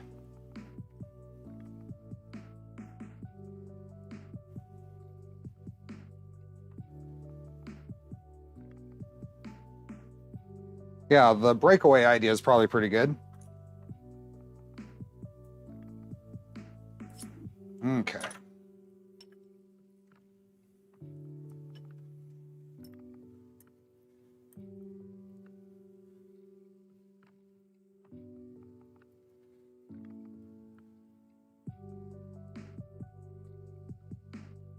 How are we doing? Still have music? Still have... Yep, okay.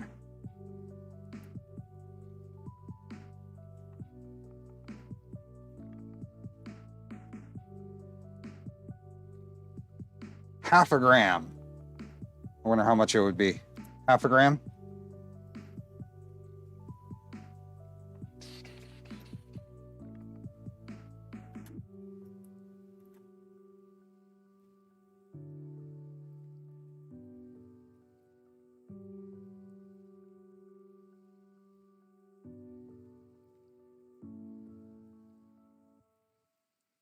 We're getting there.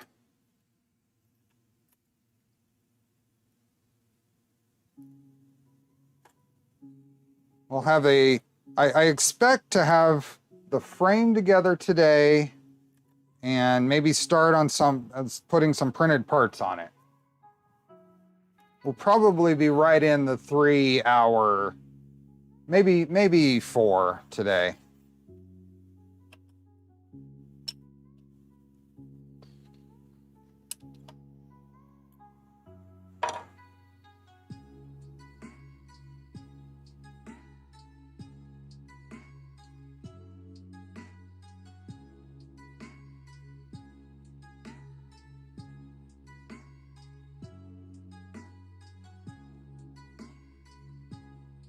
Okay.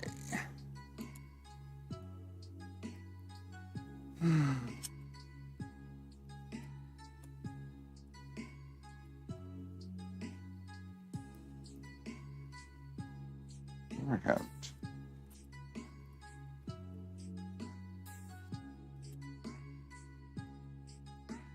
What else do I have going on? I had to replace the battery on my STI.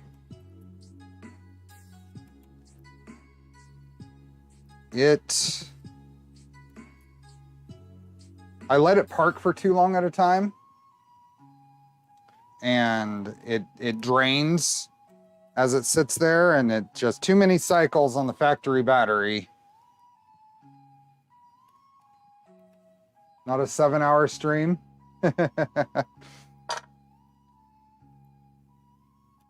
Well, yeah, those get a little ridiculous.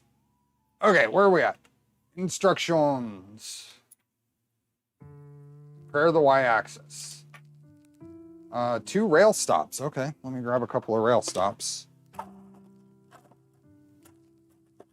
There's 1. And a 2. Now, where do they go? Is there a picture? There, and then does it say how long? How far from the end? Align one end of the rail 24 millimeters from the end of the extrusion before tightening screws. Now, which side does that go to? Let's look at CAD.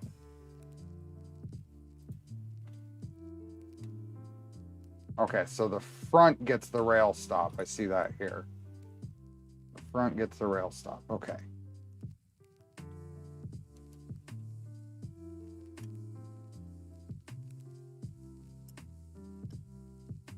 Front gets a rail stop. Hi, Casimir. What the heck's nut? Oh, and there's Mr. wanting to be let back in already. That would be the drinking game. Every time Charlie wants in or out.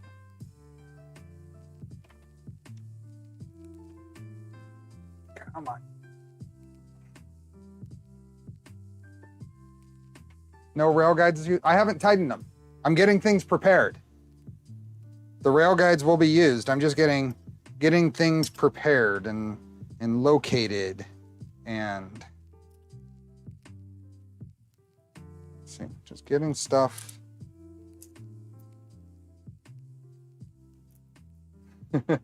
Would be drunk like hell 4 hours in. Yep. I didn't say what you had to drink. What you drank was alcoholic. I mean, can have plenty of fun just drinking Kool-Aid or soda.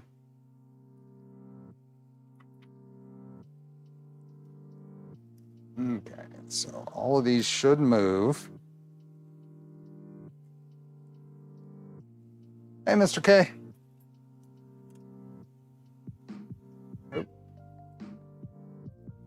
Yes. Let's see, there he is.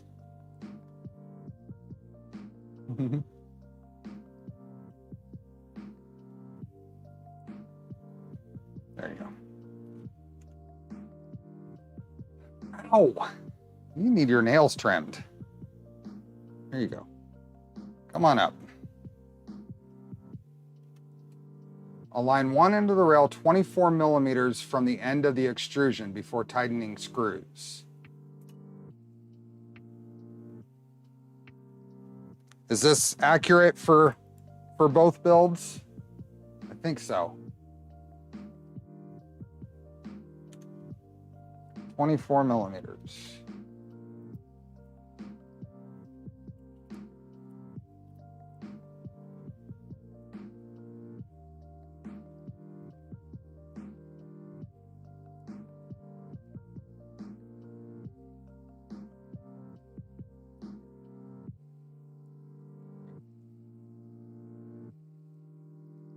Needy Charlie, yes. He did meow.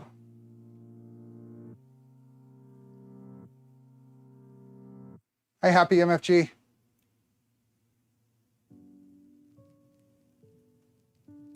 Kool-Aid man from Indiana. Oh. Yuri says yes, 24 millimeters from the back end. Okay. Yes, member for 4 months. Thank you. What is this? 3D printers for ants? Looks tempting. Very tempting.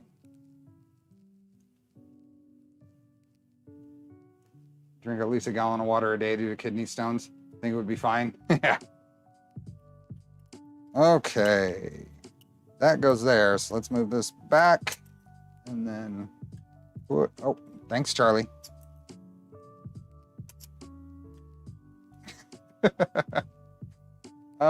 He did not get enough attention when we started. You jumped down all on your own. Let's keep this somewhat out of the way. Head to Kyrian.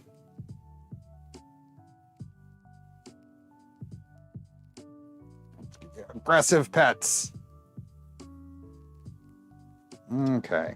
You are not going to let me do this.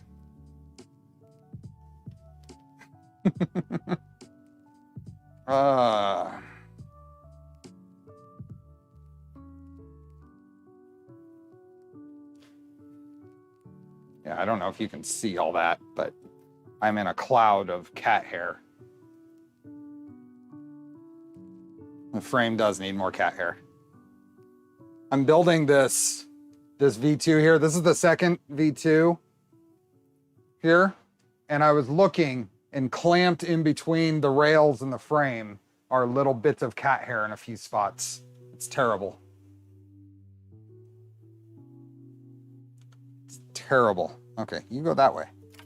There you go.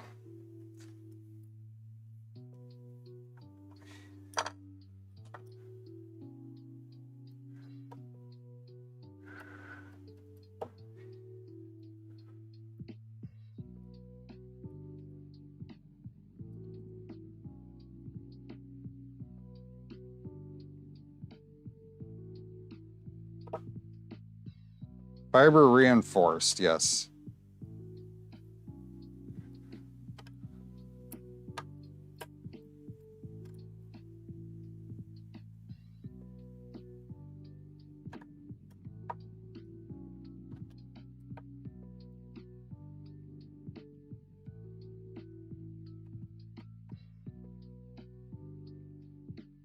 New device assembling V0.1. I'm rebuilding one today. Well, I mean, you're seeing all the care to take in making sure all the nuts are pre-installed. Otherwise, just take your time on the frame. It's critical. Everything's square.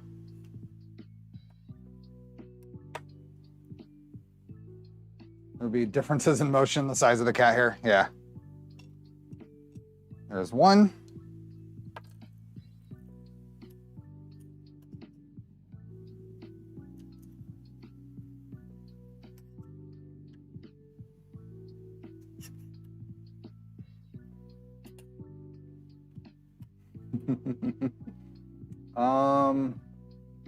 Got dog hair on my rails too. I find every time I do maintenance. Yep. There will be differentiating the size of the. Oh yeah. Input shaper needs to compensate for cat hair. All the cat hair.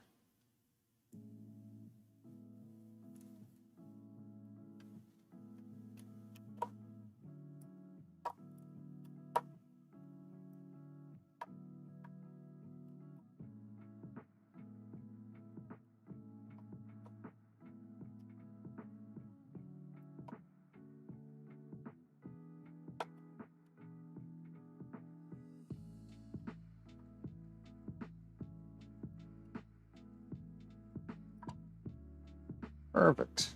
Okay, are you on my screwdriver, Charlie? Nope, it's over.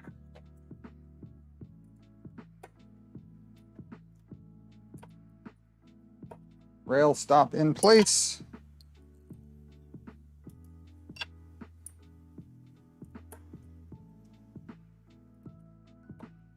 Rail stop in place. Okay, that side, that side. Now we are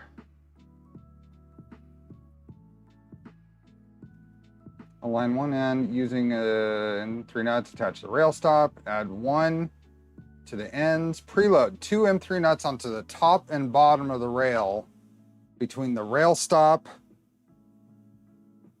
and the end of the extrusion. Is that 1 each or is that 2 each?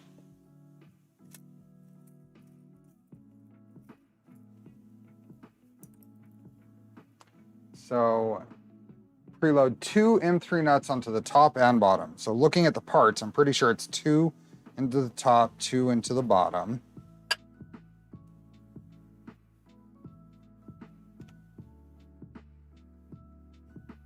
There you go. 1.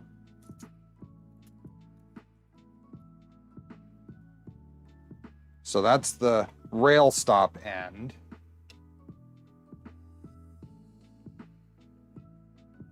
Preload 2 M3 nuts into the top and bottom on the opposite end.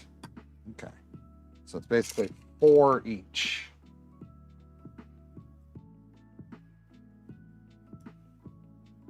Four on the top,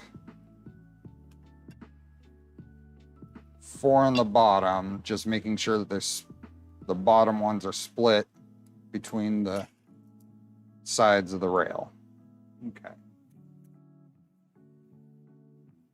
Preload 2 M3 nuts on the top and bottom of the rail on the opposite end from the rail stop. Okay, so that's basically 8 total for this extrusion.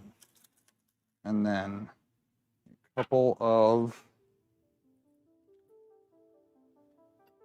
M3 bolts.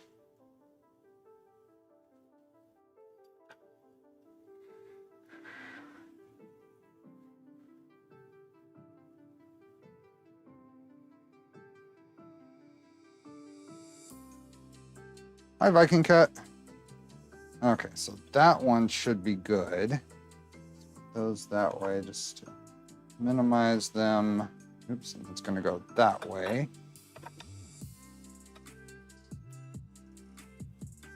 Then this one. To here.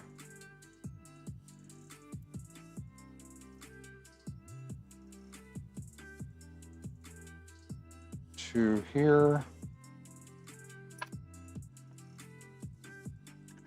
And then 4 total on top.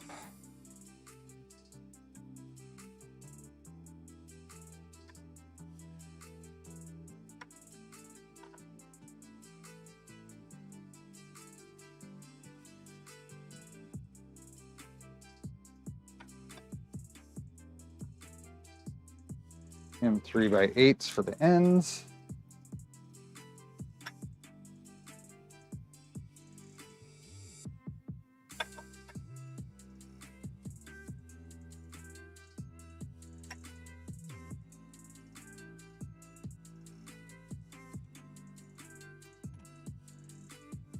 Okay, so that one goes there, that one goes there.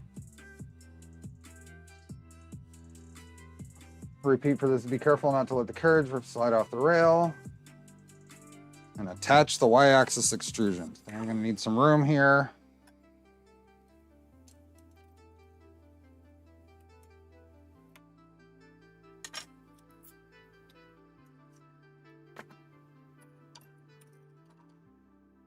Look at all this cat hair everywhere.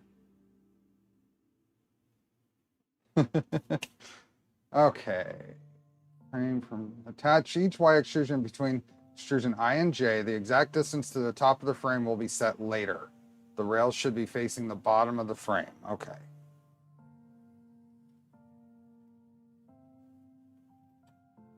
I'm gonna do this. And then this is going to go like this.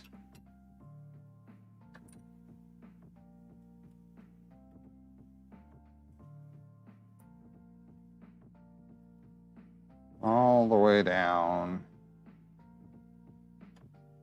Oh, that's going to be interesting. That'll be interesting because the cartridge is wider than the 1515 extrusion, so I can't just use this as use my plate as a reference now.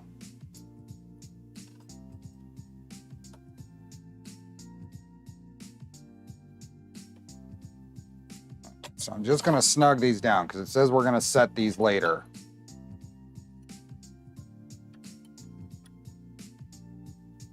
Not snug them, but just touch.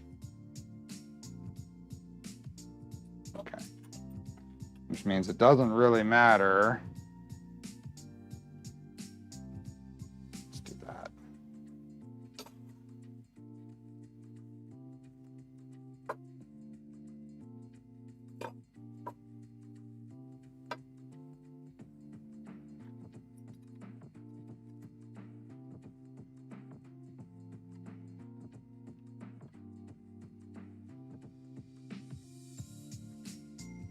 Nothing really matters.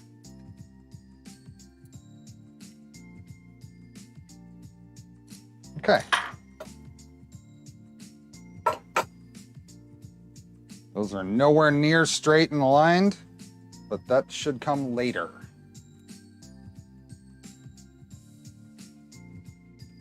The rails should be facing the bottom of the frame, and they are. Spin the frame 180 with the carriage off the edge. That is a lot of weight off the edge, and I may end up doing something like that, but but I'll have to clamp it then. Attach the top extrusions. Yeah, all of this gets a little more interesting here. Okay. 1, 2, 3 blocks and clamps. Yep, lots of clamps. Preload 4 nuts into the top of each extrusion. Preload 4 nuts into the side of each extrusion. And then preload 2 nuts into the bottom of one extrusion. This will go in the rear of the frame. Okay. So we have 2 more of these and 2 more of these. See which are the prettiest. What about the rear X brace? That goes in with the gantry. It goes in with the gantry because it doesn't actually attach directly to this.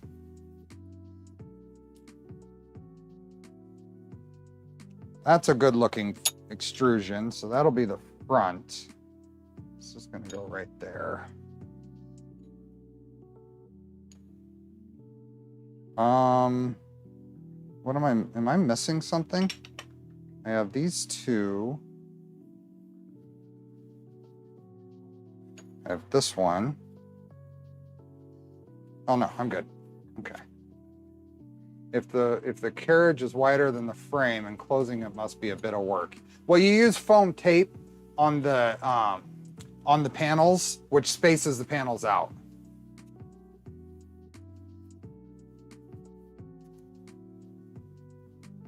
Okay, so that one's gonna go right like that.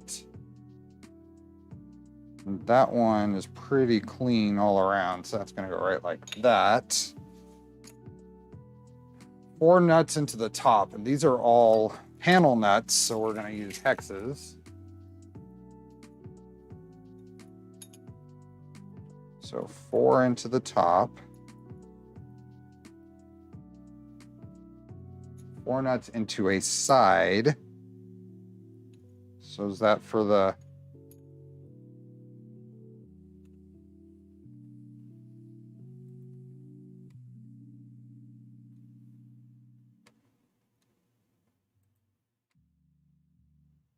Now I only see 2 here. Do I need more than 2 for this spot here, Yuri?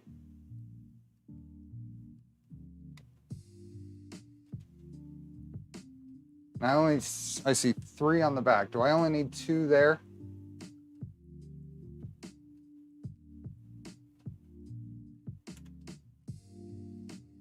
And I am, and one note, I'm looking at the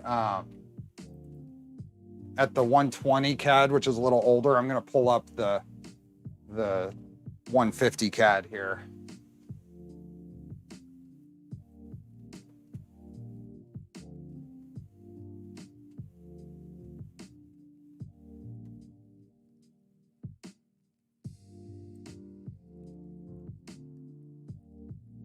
Yeah.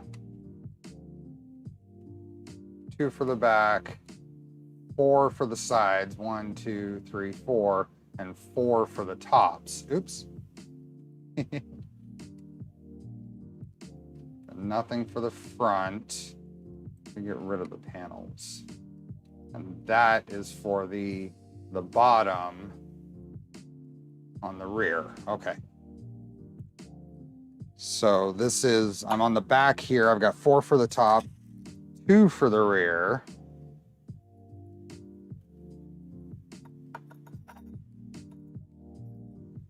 2 for the bottom, which I'll use square nut.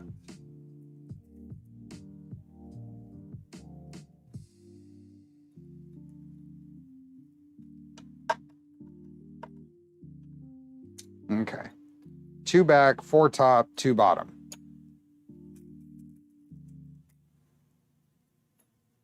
Then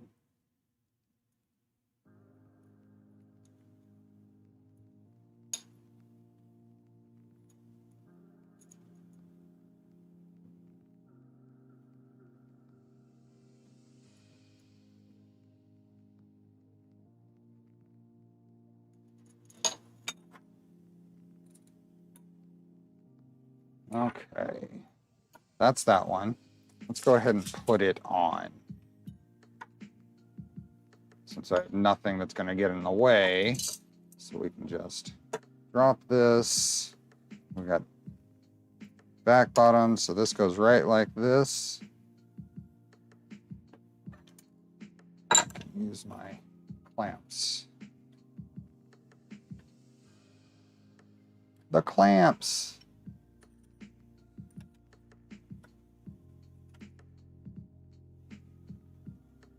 One.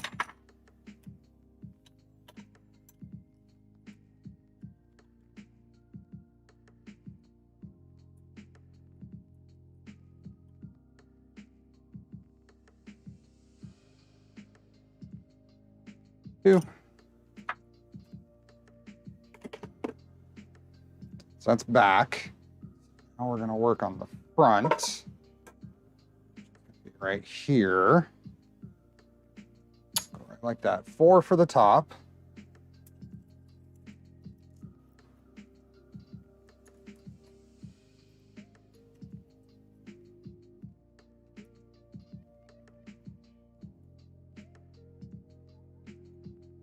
And I don't think any for the anywhere else, right? I think it's just 4 for the top. 1, 2, 3, 4. That's all connected to the panel. None for the front.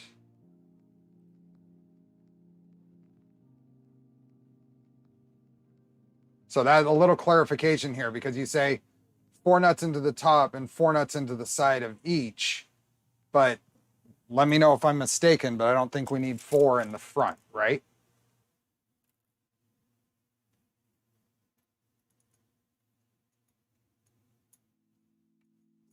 Reki, I am building the 120, but I'm switching back and forth. Before you add to the top front, did you add 4 to the inside of the right front Z extrusion?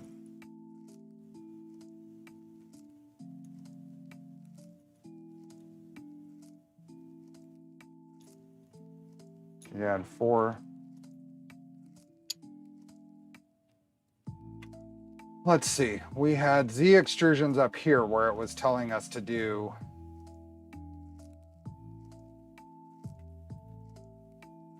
preload 4 nuts into the side of the J extrusion, into the back. I didn't see anything for the right front.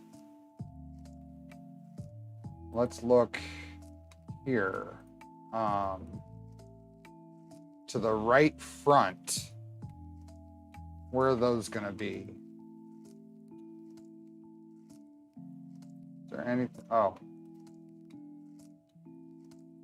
There's 2 there. Is this where you're talking about for this feature here? There's 2 there, but we probably need the piece. Is there 2 of these? There's another one down here. Okay, so 4 on this inside edge. So that'll be right here. This is the front, 4 here. So once again, I'm just gonna use hex ones. I don't wanna use up all my square nuts. 1, 2, 3, and 4.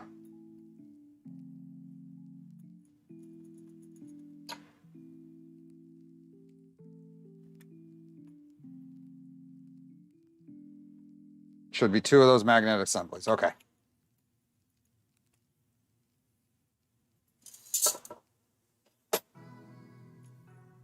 This goes to the top, right like that.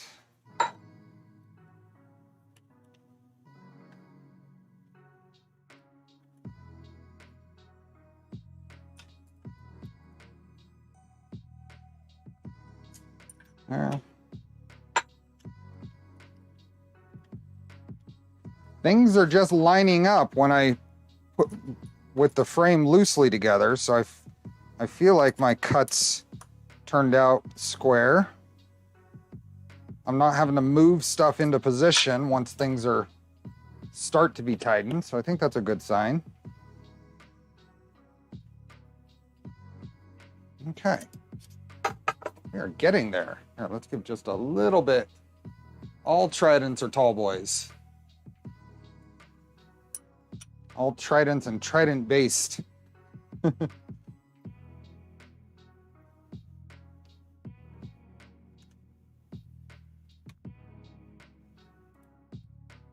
all the way back down here. The top extrusions. So now the side ones, I am going to, here's what I'm gonna do. Just because these aren't lined up yet, I'm gonna loosen these.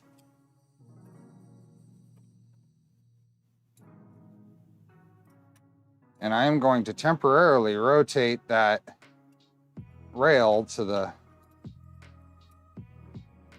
inside. Make sure it's not over flush. Just temporarily.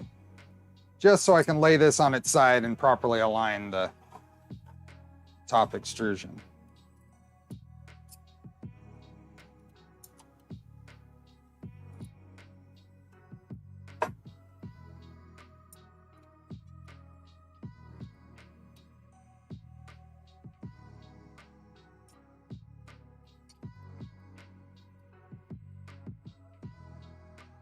There. I've got two of these. Wouldn't LDO Tridents be tall boys? The 300, yes. The 300 is very much a tall boy. Go right like that. So that means for here,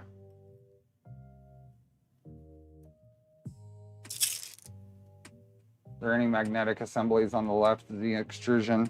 No. It doesn't look like it. And then for here.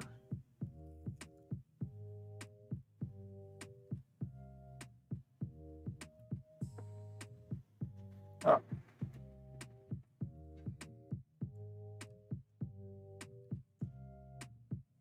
Duct tape to keep the nuts from falling out? No, I think we're okay. Just being careful and not tipping the extrusions.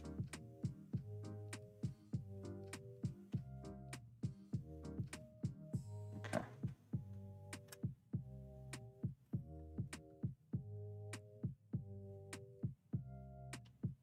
But there are still the rails from the front Z.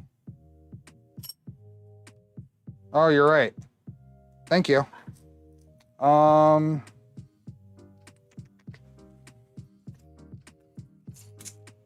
Good call. Good call. There are two hinges on the front left extrusion, but they're on the outside. They attach to the outside. Not that. That. Let's turn the panels back on. There's the front. See, they attach to the outside, not the front.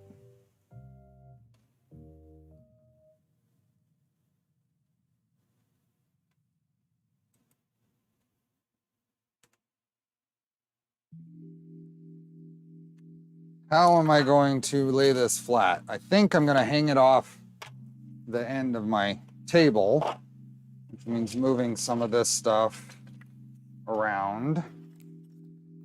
So I think I am going to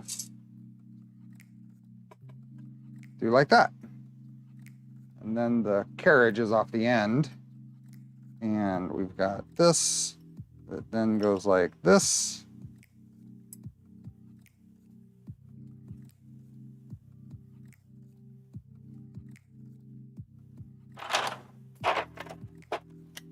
The Y rails don't face inwards like on the V0, they go to the bottom of the extrusion. Speedy, you're not paying attention.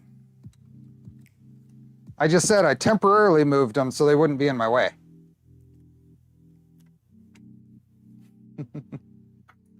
Temporarily. I'm gonna fix that.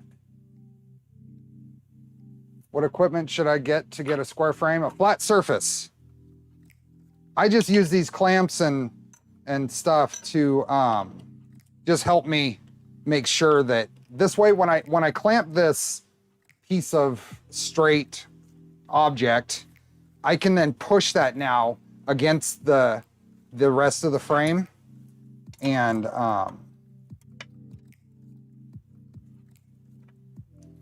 make sure that it's flush.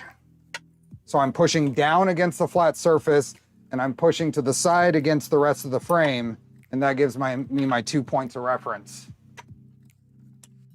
It's okay, Speedy. I understand. Okay, so that one's good.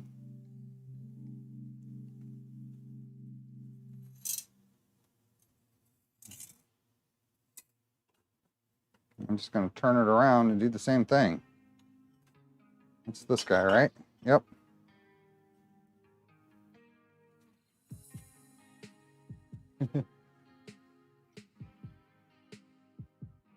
Let's go down like that.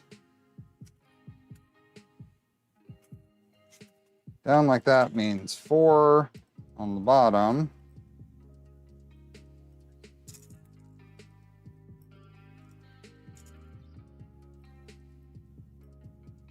And 4 side here.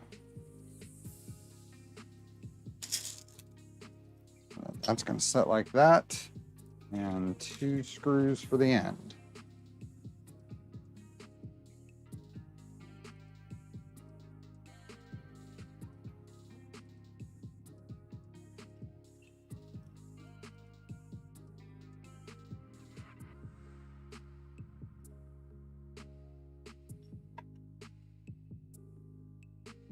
This slides right in there. So when I clamp these pieces together, I'm holding them both to the surface. And then just hold everything together and tighten. There we go. And then this is all lined up over here. Just put this on just to make sure everything stays that way. So I'm feeling good about the squareness of the frame. Considering I self-cut it, that's the biggest thing. Okay.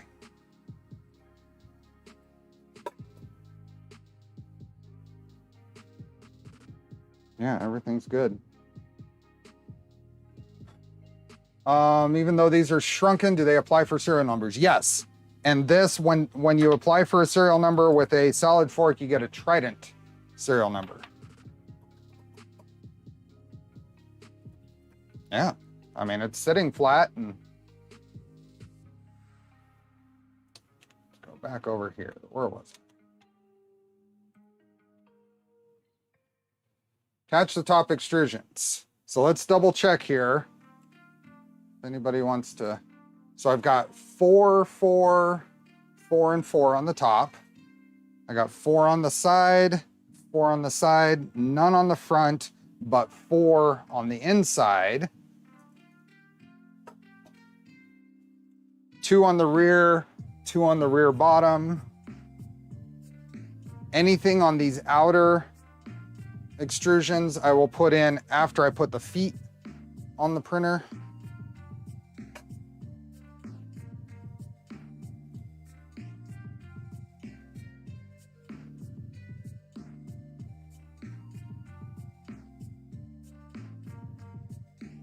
Okay.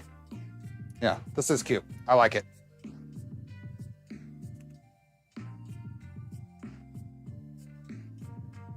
Attach the top extrusions. Align the Y extrusions. Okay. So what is your process? What percentage does a printer have to be the certain printer to get a serial? That's an answer that's mostly we know it when we see it. If we see something that's too far off, then it gets questioned and may or may not get a serial. You pretty much need to have the true spirit of the machine to get a serial. What did you use to cut and drill the frame pieces? So I used my table saw with a Nick Ferry inspired crosscut sled and a stop for each length to make sure they were all the same. I spent a lot of time with a machinist square trying to square up the blade. It still wasn't absolutely perfect, so then I took my disc sander and spent even more time squaring up a fence to that, and then just touched the ends with the disc sander. And that got it to where I'm feeling pretty good about the ends. I checked all the ends with a machinist square and they're good. For the cross drilling, I modeled up a real quick little template here, little printed template that slides into the end. And then I used my drill press to drill every cross hole.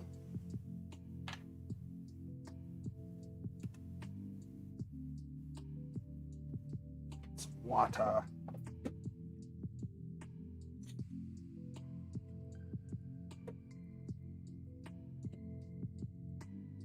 Align the Y. Loosen the screws holding the Y-axis extrusions to the frame. Insert the Y-axis spacers between the top extrusion and the Y-axis extrusion. I was supposed to print a top extrusion spacer, huh? Where was I supposed to do that?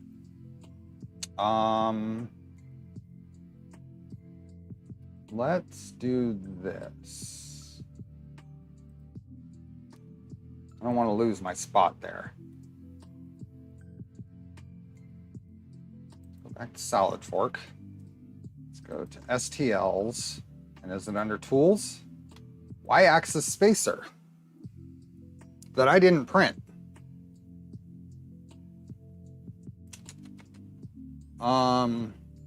Hey, Monkey Butler Labs.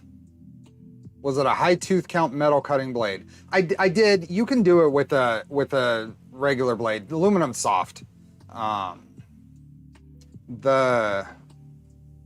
happen to have one that's made for aluminum.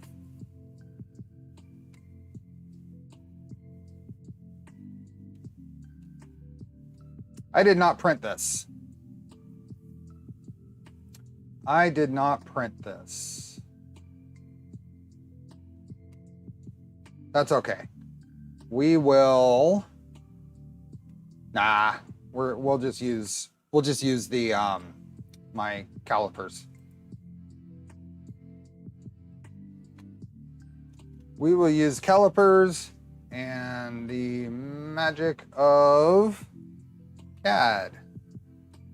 We want the distance between that spot and that spot, which is 124 millimeters.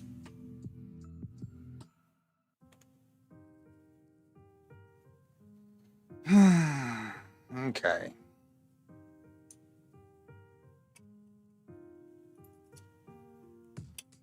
Let's loosen this.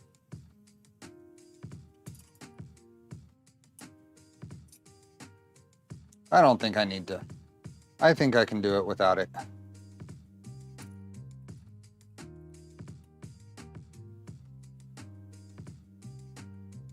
So let's just get those kind of in a spot.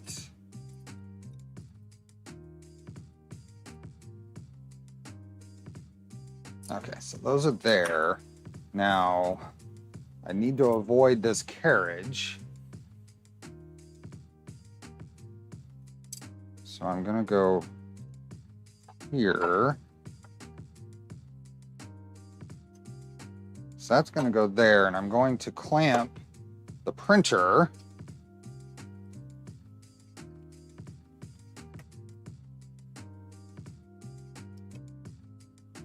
right there. How tall is that?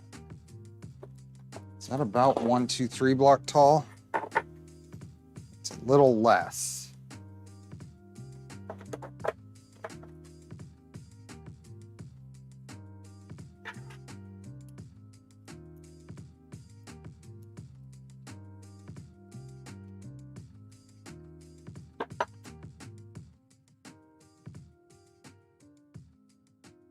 Nope.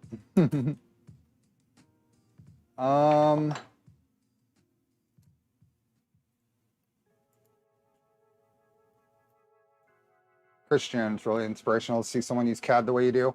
Just checking measurements.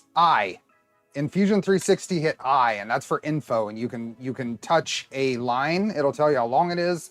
You can touch two faces. It'll tell you how far apart they are.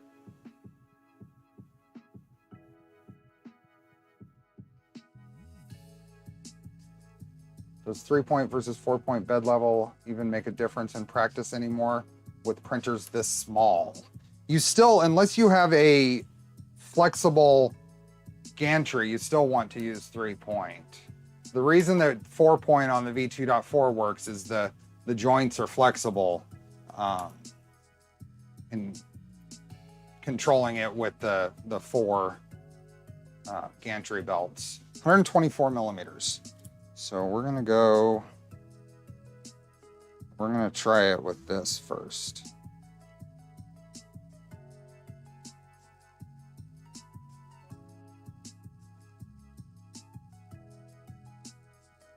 No, 123.99 millimeters, I mean. Okay, so.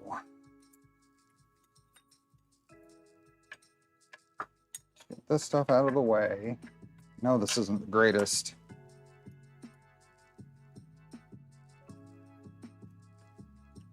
This is a critical measurement.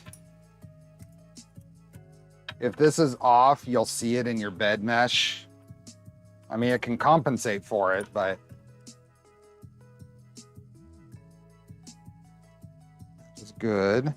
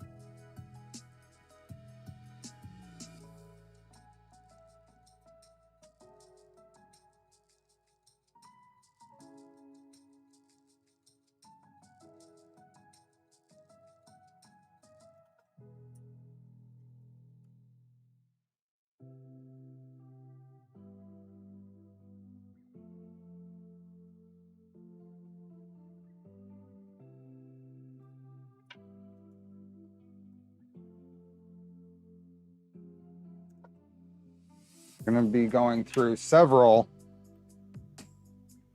checks on this to make sure that I have them the same.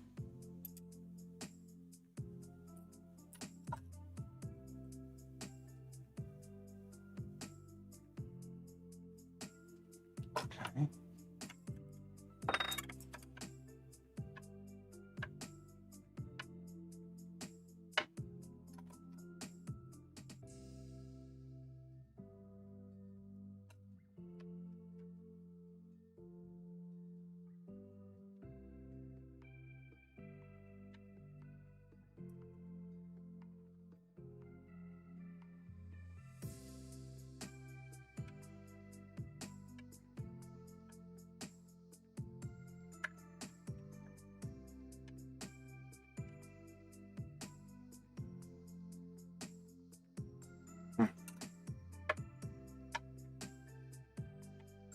Sorry for the poor poor camera angle. I should probably just switch to this. Might be easier.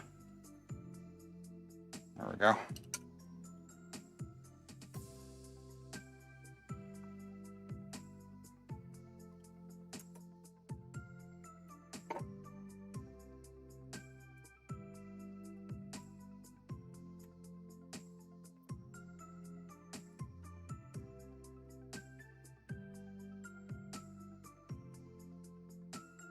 There we go.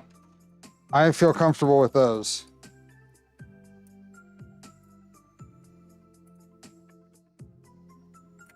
Now flip this over and do the other side.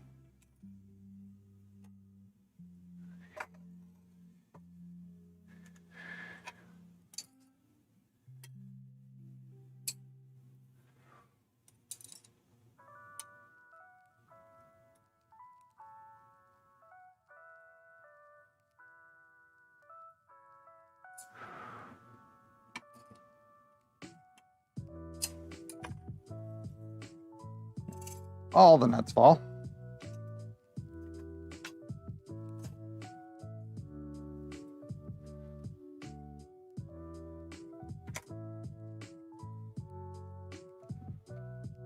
For some reason, watching that and seeing your forearms versus your upper arm made me think of the goons from Old Popeye.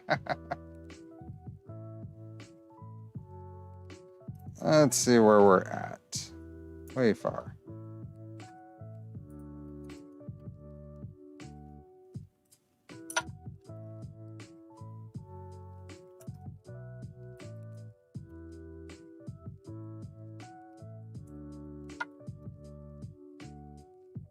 Too much. Let's loosen this side for now.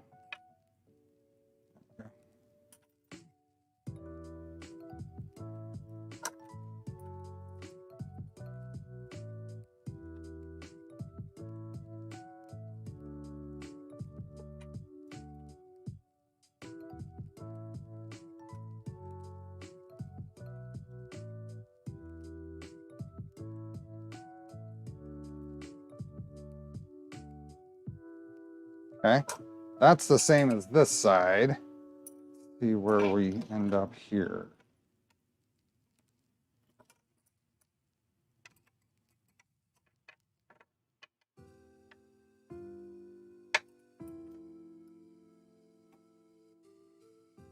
Tight.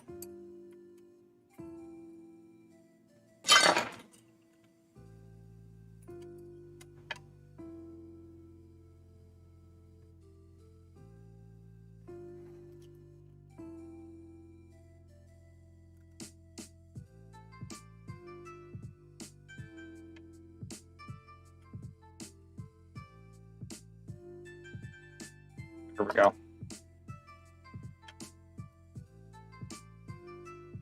Yep. Okay. Everything's the same.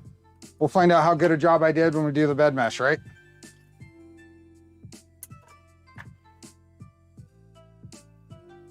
Everything's flush.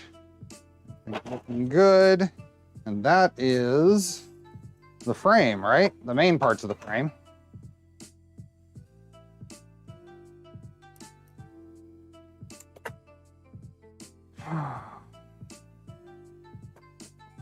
Yeah, that's looking good.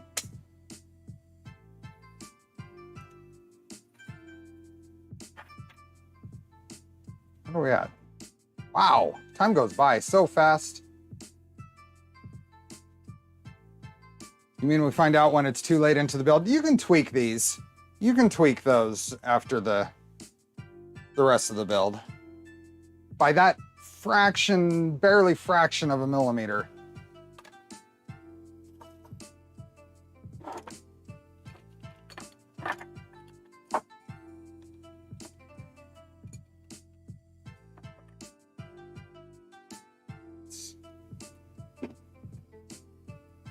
Okay. Frame complete. It's recommended to watch this video on ensuring squareness of the frame. Narrows built. Good idea. Let's go back to what's the next step. Let's get some printed parts on here. Z motion. Install the Z steppers. Steps. Attach a motor mount to each stepper using M3x12 socket head cap screws. Attach the motors to the frame using M3x10. For the rear stepper, use the right 2 preloaded nuts. There should be 2 nuts remaining to the left. Okay.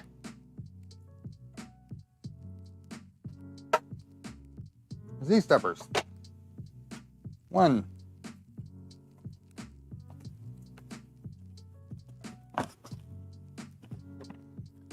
This stuff.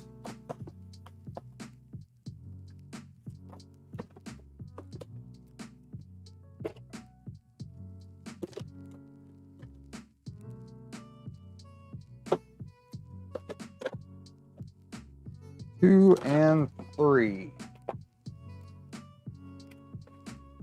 I never built a 1515 Voron. Is this something you think every serious Voron builder should do at least once in their life? Sure. But if you haven't built any, I'd go with the V0.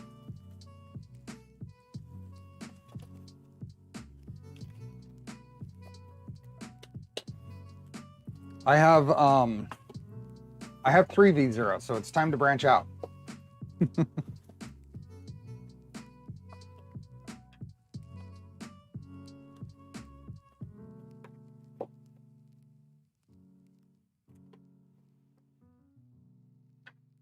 Okay, is there any preference or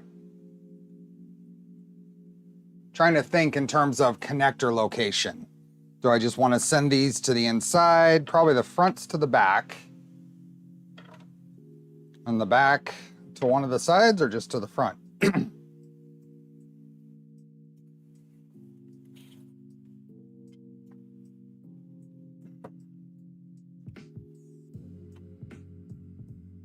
Then we need printed parts.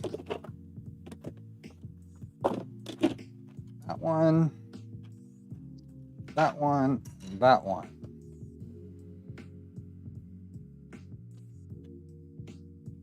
Some more fasteners.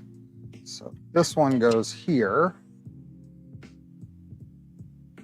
Hey Zoner, thanks for becoming a member.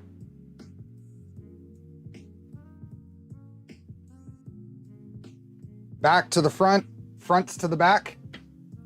Good enough.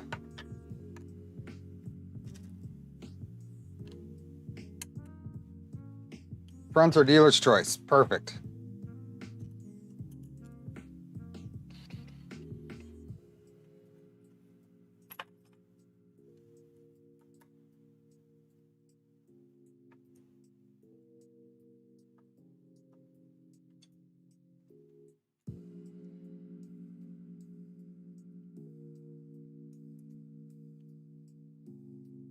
Okay, I got a little fit problem here.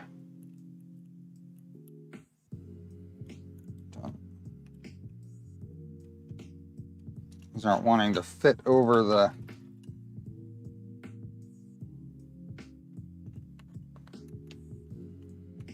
super tight fit there. Over the step in the stepper. Let's try.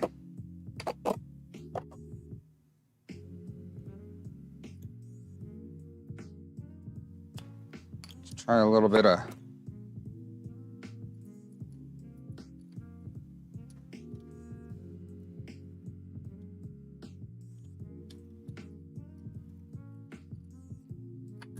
cleaning that up.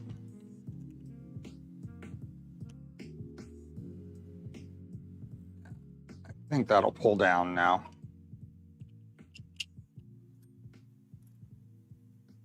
But we might need a little bit more clearance there.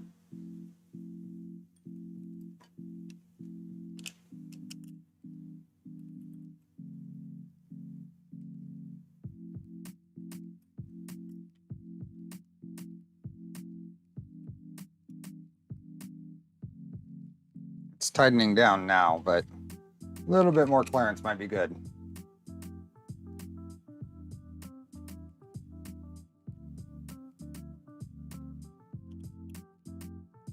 Yeah.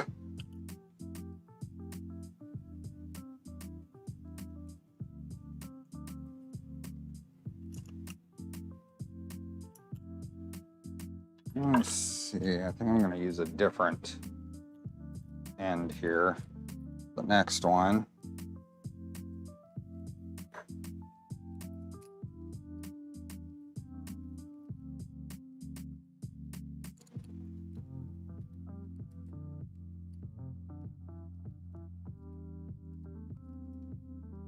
Open that up a little.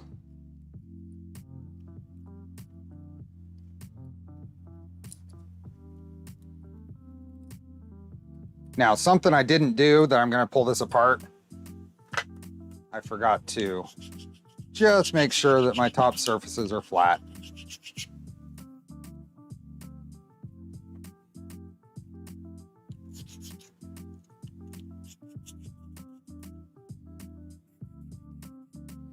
My print settings aren't perfect. I'm sure yours aren't either. No shame in doing some cleanup before assembly.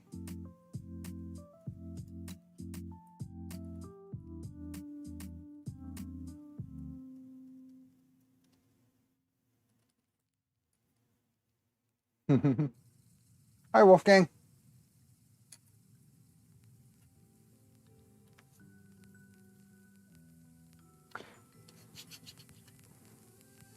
Now, this part is probably going to end up getting replaced. Yuri is working on a version that doesn't capture the wires here, because this is where the umbilical wires go through. And once they're in there, you have to destroy the part or cut ends off of connectors. So next stream, we'll probably swap this out. But for now, this will get us moving. Keep us moving.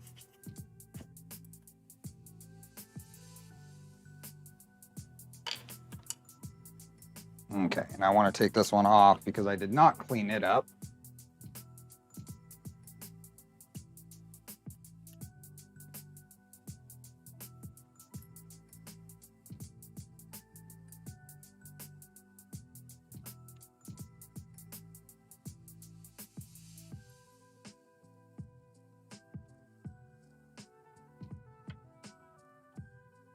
And I'll deburr this a little more so it's a little easier fit.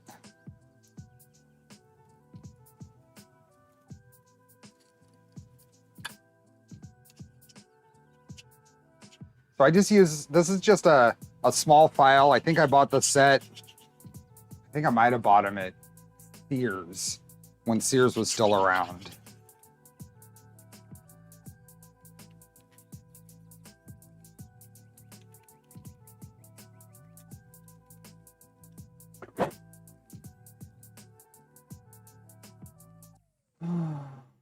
Okay, let's try this again. So that goes there, that goes there. A little bit of extra deburring and it fits right on there without any drama.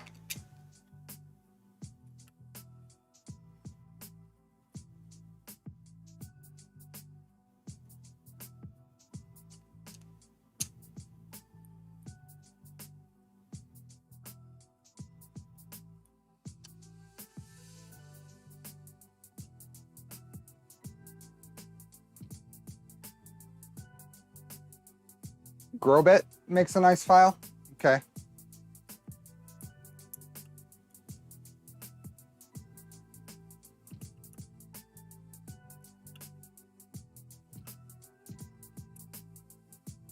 Yeah, Sears Point Raceway is still there too. That's local. Local.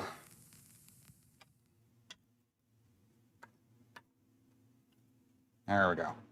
That didn't need much, Yuri. That little bit of deburring I did, this one fits right on there, so. Doesn't need much.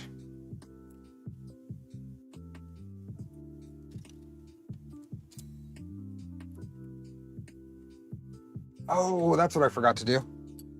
I was gonna print some TPU feet for this so we could set it on its feet before the end of the stream, but that's not gonna happen. I forgot.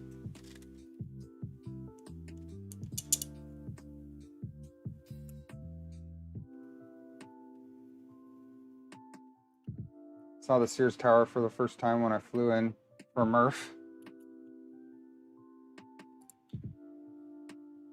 Yeah, I would have too. I saw the skyscape. I didn't really pay attention to what building was what. Okay, so that's going there. And then the rear one, that fits on there okay as well.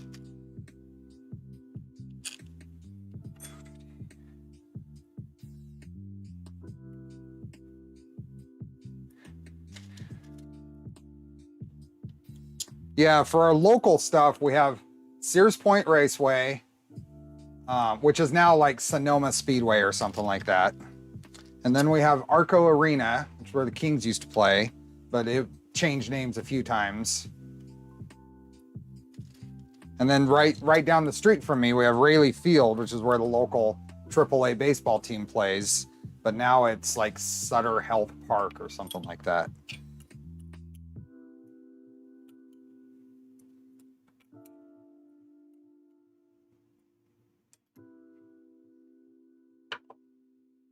Okay, so those go like that. Let's keep those out, that there, turn that off. And now we actually bolt these into place. I feel like bolting these into place would be easier if the corners were on it, if the feet were on it.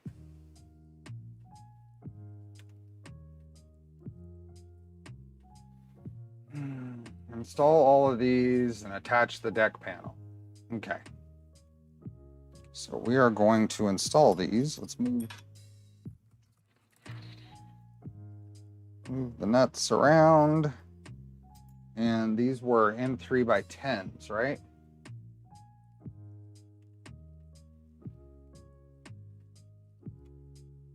I've been to Sonoma Raceway quite a few times. Yeah, me too.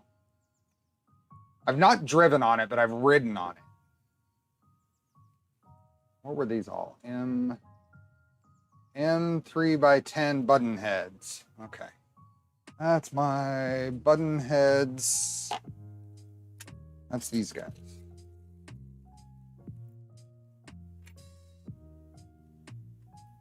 These are the 10s, right? Yep.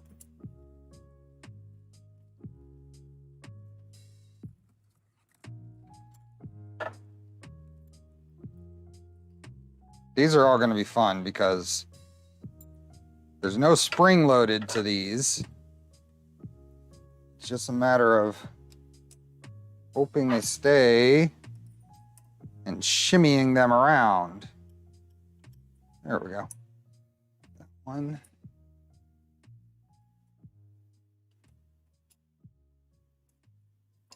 And that one. And then these. Where are you? There you are. See you, Evil. Thanks for being here.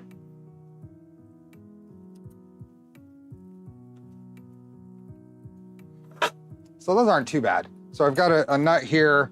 I can kind of eye down where it's going until I see it. Push it in place with it's a stainless steel nut. If you're using steel nuts, make sure you use a non-magnetic screwdriver. Otherwise, it's really can get frustrating. Okay, so that's, we're gonna line these up.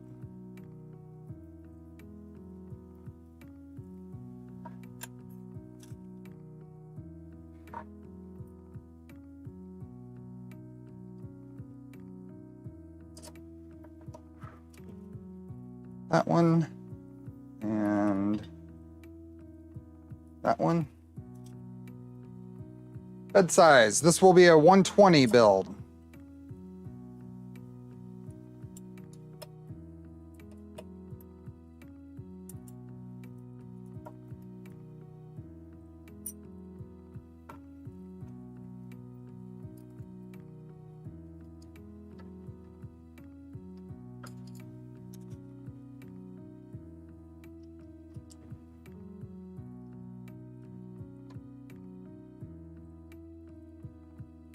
Are you on?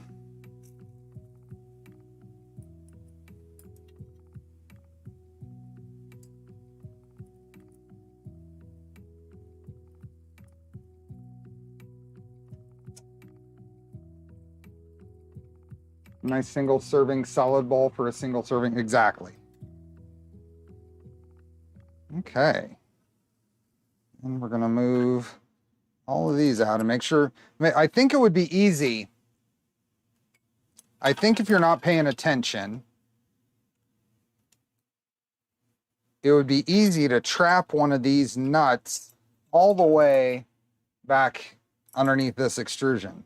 So be careful there. Make sure you get that out of the way. That one and that one goes there.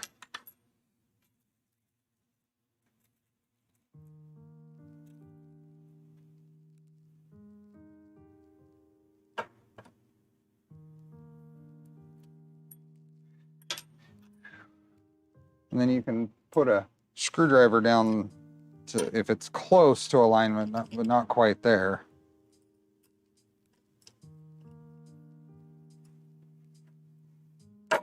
There we go.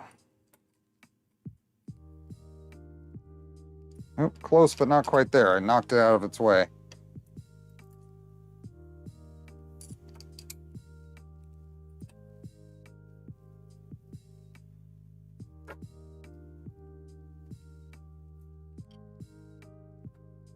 Why are you not going in? Got some misalignment here. That's right there. Should this be longer? No, that should go in.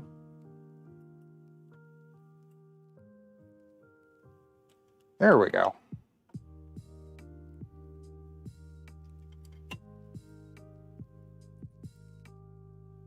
See ya, Francois.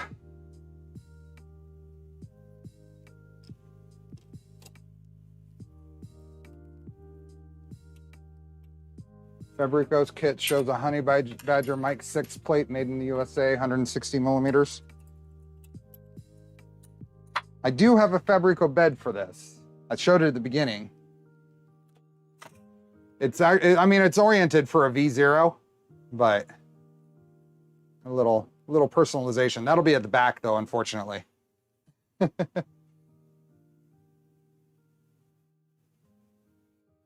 Okay. Now we have the two from the front. Oh, there they are. So let's see here. Let's knock that one that way.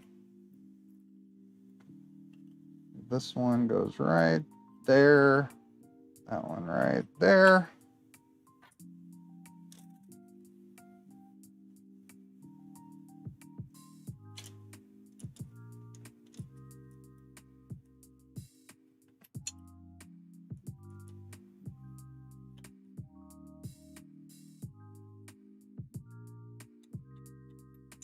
There we go. Okay, stepper motor's in place.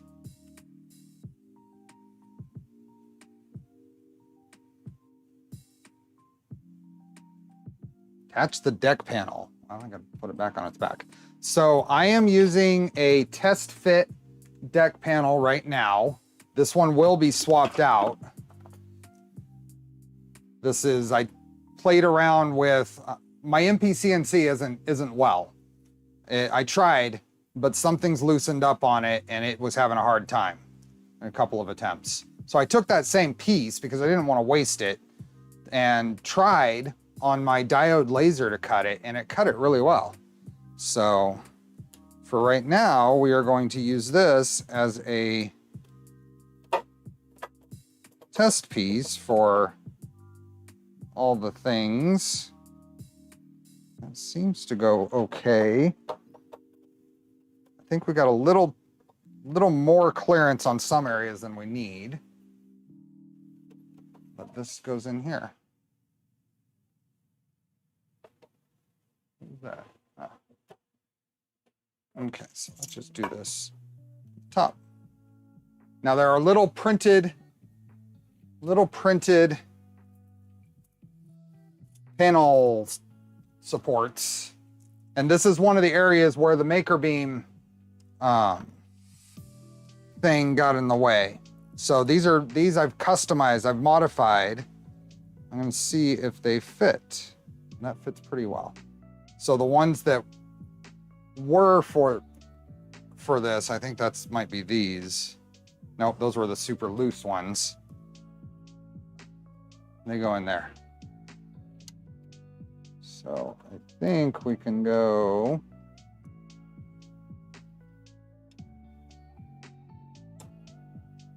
Put these in that.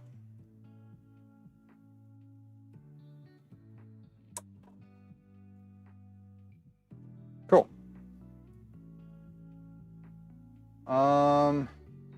Have to keep an eye on the kits are just pre-order. What material did you print your MPCNC with? PLA? I did not print it in PLA because of my hot garage. It is ABS. And I understand that that could be why things have loose or are not as rigid as they should be. I get that. But I wasn't going to deal, I'd rather deal with other problems related to not using PLA than deal with PLA melting in the California heat. I have two sizes here because I didn't know what size was going to fit better. So I'm going through finding the right size. I'll give my modified files to Yuri, so I'll have something for the Makerbeam folks.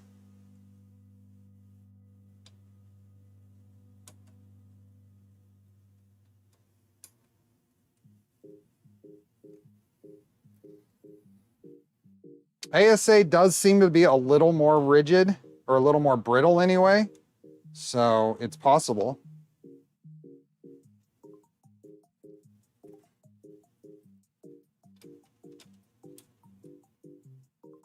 There we go. And then two more. I gotta find which two of these is the tighter fitting ones.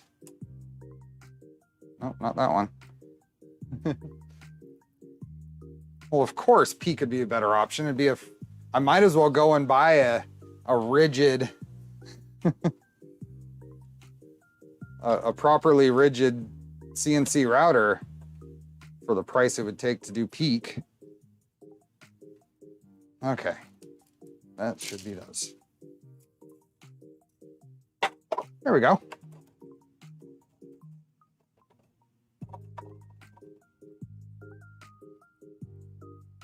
Awesome. Streams on rebuilding the MPCNC soon. I don't have a good way to stream from the other garage. One day I might, but right now I don't. Rod, what is the material of the bottom panel? This is just ABS, 1/8 inch or 3mm ABS sheet. I buy it from Tap Plastics.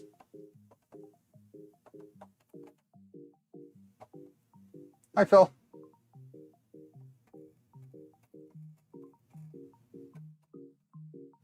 Okay. And that'll be easy to swap out. I might tweak the dimensions of this a little bit, tighten it up a bit. I think it could use just a little bit more.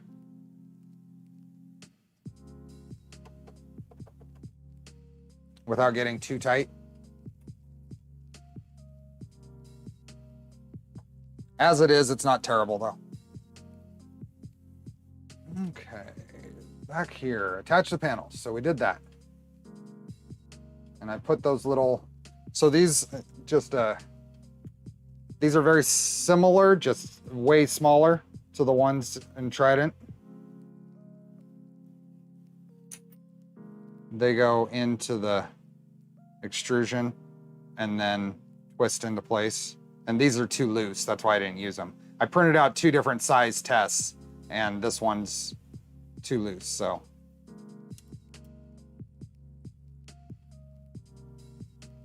Yeah, the ones that I just used are just about right. So I'll send you the file for that.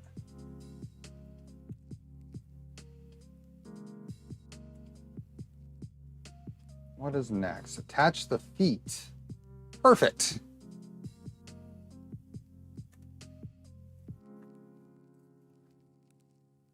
Let's do it this way.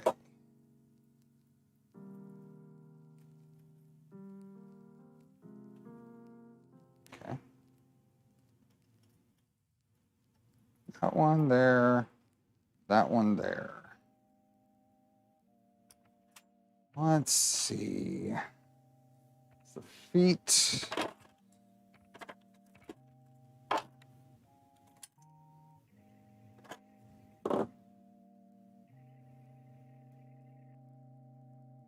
So that one would go right there.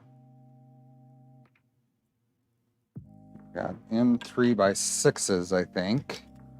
I hope. What is it? Yep, M3 by 6.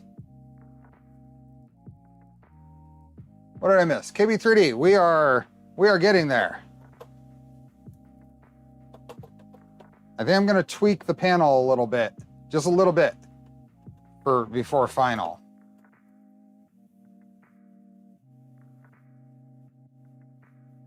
Start the TPU print now. Oh, that TPU print's gonna take hours.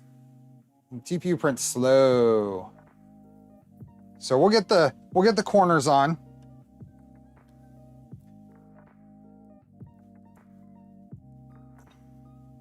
I can't leave well enough alone, so I am. These are a slight tweak to the skirts. The skirts are getting a slight tweak. So they're not done yet, though.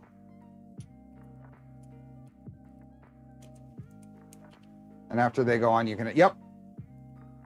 I can add those. Go. That on there with one. And we'll move on.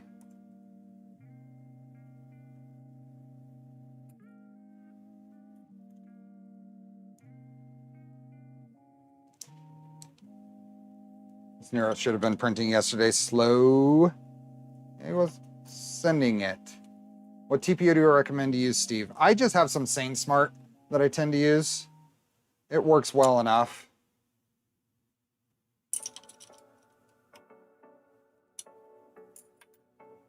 Okay, 2 feet.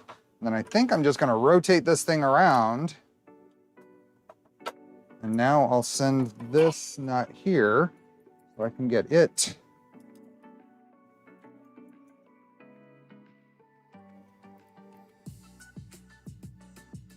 There.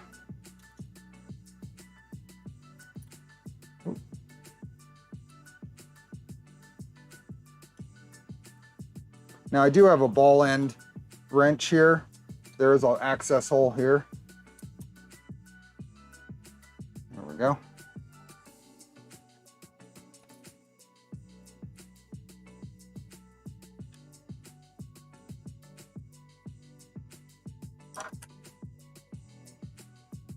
Yeah, this goes like this.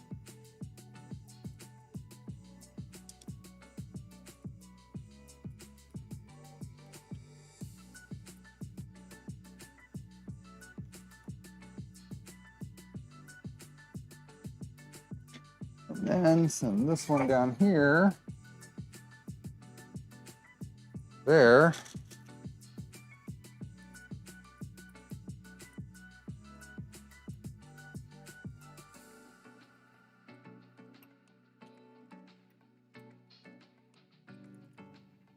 Same thing here.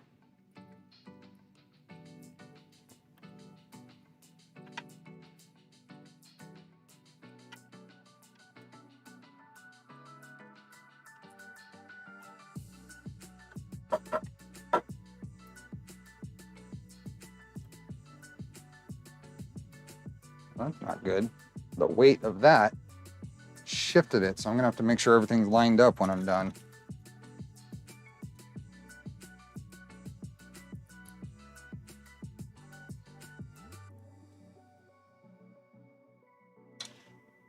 Okay.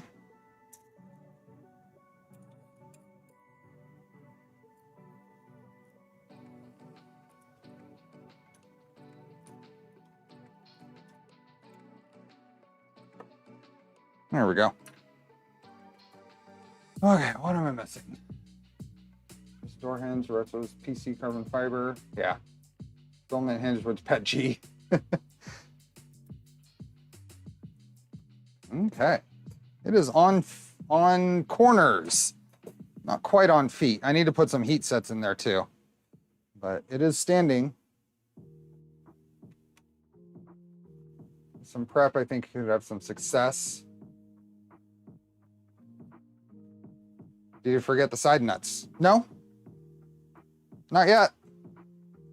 I have nuts that can go into these extrusions, but even now I don't want to put them in. Even though the corners are down here, if I turn the printer over, they're just gonna fly out the top. So those will probably go in when I actually do the panels. So there's gonna be lots of flipping this printer over. So I'll put the extrusions here. The extrusions for the panels are in the areas where they can't be post inserted, but these corners, these outer slots can be done later. They will be fly nuts, yes. Okay. I got the feet. Left Z carriage. Okay, we can work on these. That's not gonna stop anything. Have you ever reviewed the Makerbase yet, or will that be later? So I introduced it, Kit, but I haven't gone over like the features and stuff like that.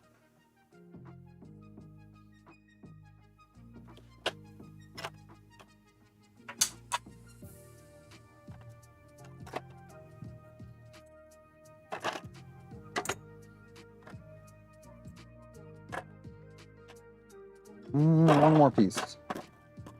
There it is.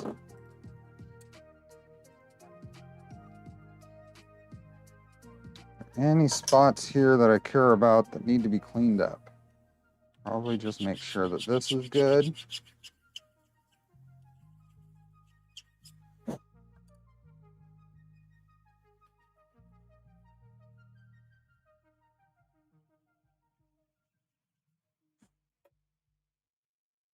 How's the ERCF? I have not printed with it yet. I need to get my filament stuff sorted, and I need to get a break in the projects. I've got a lot of projects.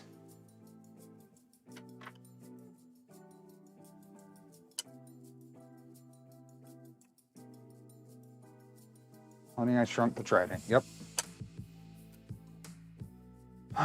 There will be a bunch of heat set inserts to insert. So let's do that.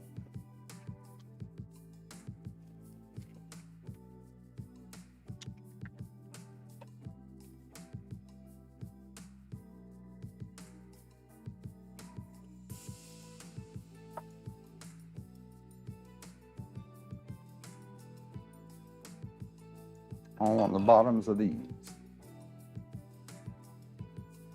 TPU 95A works for the feet. I have some Polymaker TPU and can be printed fast. I would try it. I mean, I've used TPU printed feet for all my V0s.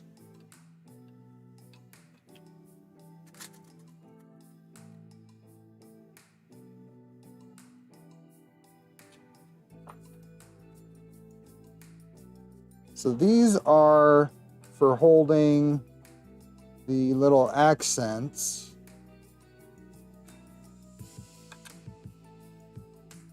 To the bottom of these.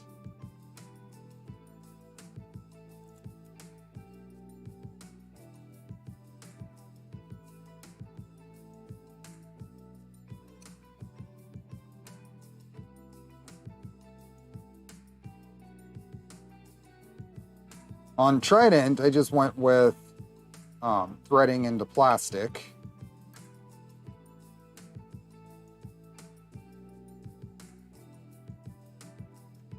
Kyle, the rear bed mount has an accent piece on the solid fork, right? It does. I have no idea why there isn't one on Trident. I mean, who would have not put one on the rear but did on the front?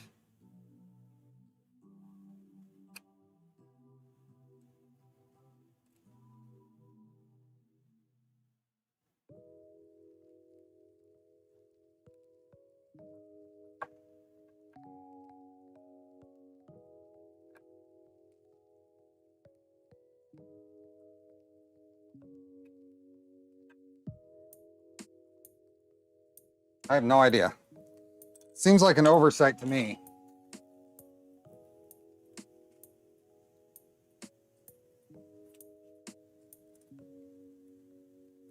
The honest answer is that it's at the back of the printer and the stack up of parts made things a little too thin, so I didn't want to put an accent there. And figured it was at the back of the printer, you wouldn't see it anyway.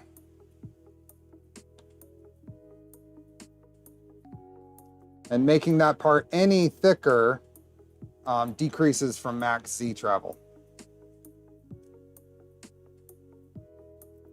With the 6 or 8 millimeter bed and the spec bed spacers, you should get a full 250 millimeters of Z travel. On a regular Trident, I'm talking.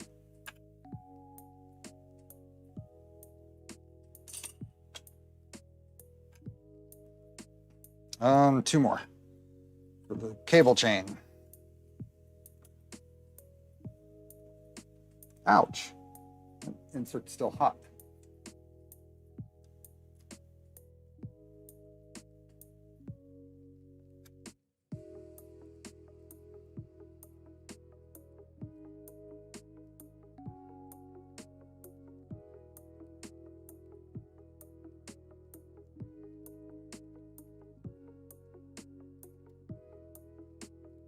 You can do a filament change if you really want an accent on the rear. You can. That's a great idea. Okay. Left Z carriage. We did those. Let's say it actually put the insert. Attach the accent piece. Thread the lead screw nut onto the left Z stepper. Attach the printed parts to the rail carriage. Okay. Using M3 by 12.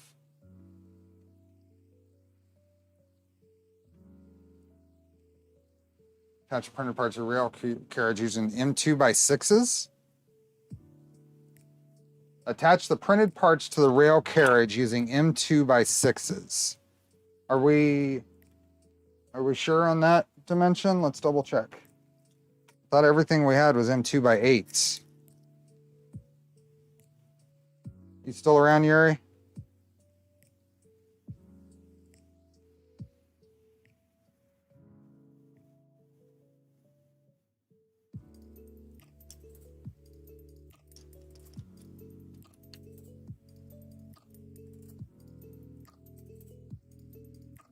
I've adjusted just about everything. Z offset from scraping the bed to printing, but nothing helps. What are we, Panzer? I just built my V2, but now I want to smash it to pieces. Uh-oh. Don't do that. And Yuri, I think this should be M2 by 8.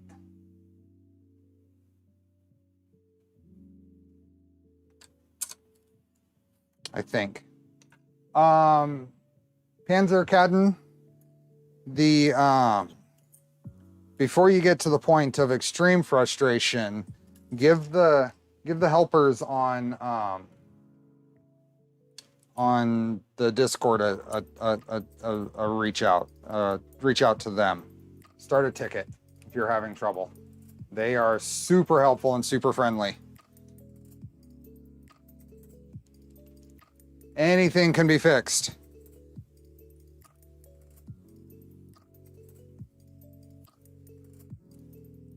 Have a good one, Max. Hey, look, I've attracted the bots. We never got the bots on the Ender 3 to Switchwire build. I'm surprised. I'm a little disappointed.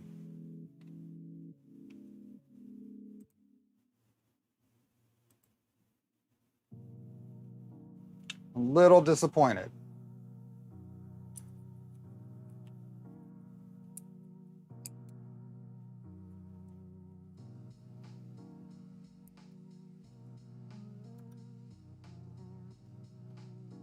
Okay. Oops, I am not showing you anything. I'm just putting these accent pieces on the bottoms.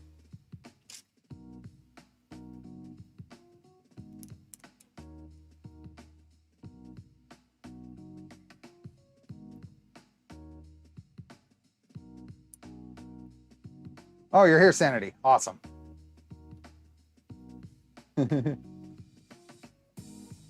I didn't know if I had anybody here.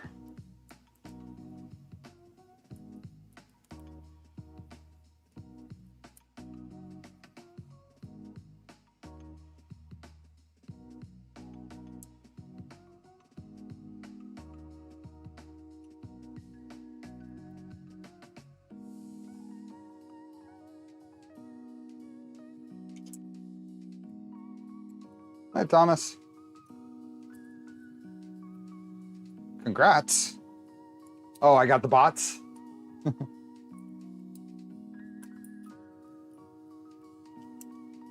Congrats on the bots.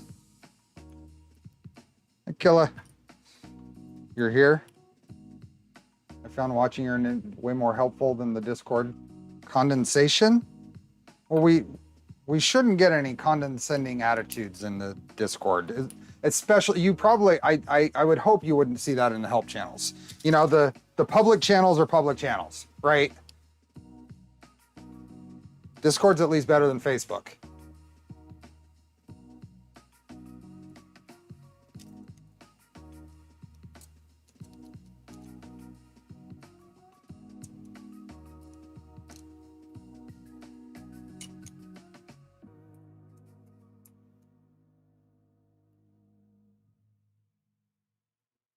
Okay, so those are on. Now we need to put the lead screw nuts on. I think I left those in their boxes. Lead screw nut. I am not a fan of the spring-loaded, the anti-backlash nuts on these. Even on this, the weight of the bed and the bed frame and stuff is enough to not worry about them.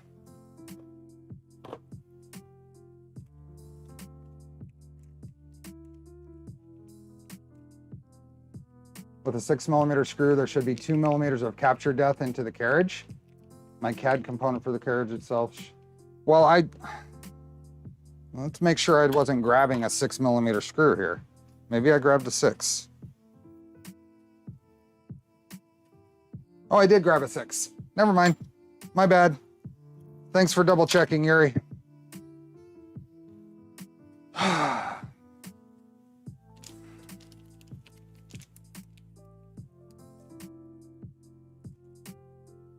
So I'm not a fan of the anti-backslash nuts in this application. These are useful when you have a horizontal motion system where you want to control that a bit. This vertical system, the weight of your assembly is more than enough. Now the problem here is I can't just use this piece and leave the magnets out. I have far fewer threads there than I would want. So I think I am going to install them, but I may potentially swap them out. So these go on and get compressed and then threaded down. And I didn't give you a good view of that, but I'll do it over here.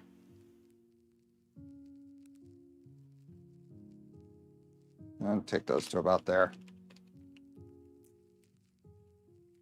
Is there a clipper command to turn on the controller fans to test them? I think so, but I couldn't tell you off the top of my head. So I thread this on to where it's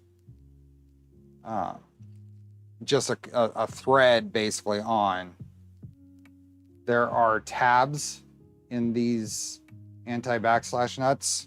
You make sure that they line up, compress this, and then thread it on. Panzerkatten, thanks for becoming a member. And one more. Hey, I'm old and I don't use Facebook. I thought that's all that use Facebook, because that's old folks.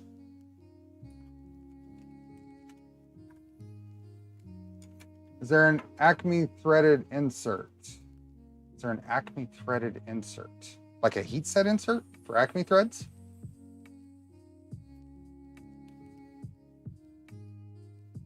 Vader. Hello, my fellow Imperial loyalists.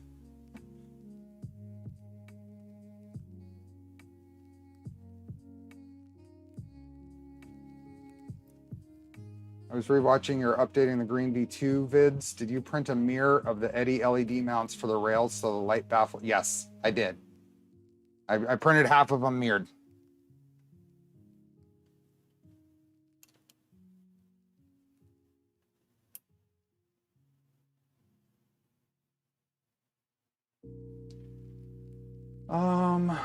What hot end are you planning on using for the solid fork? A Revo Micro.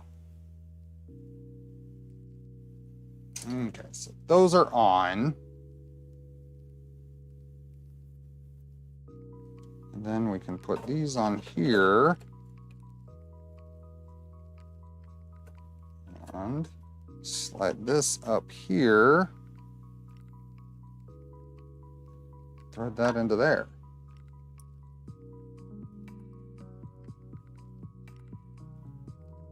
Depends on the fan type settings. Some are tied to hot. Oh, right.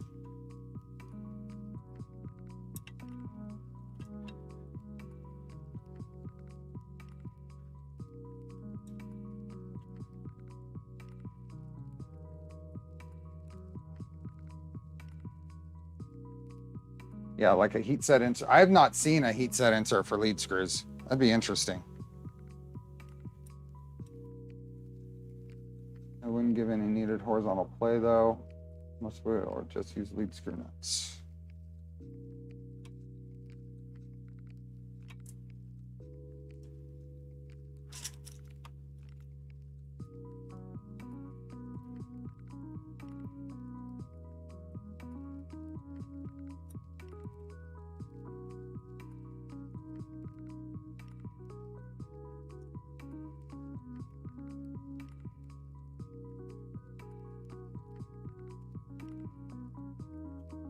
There we go.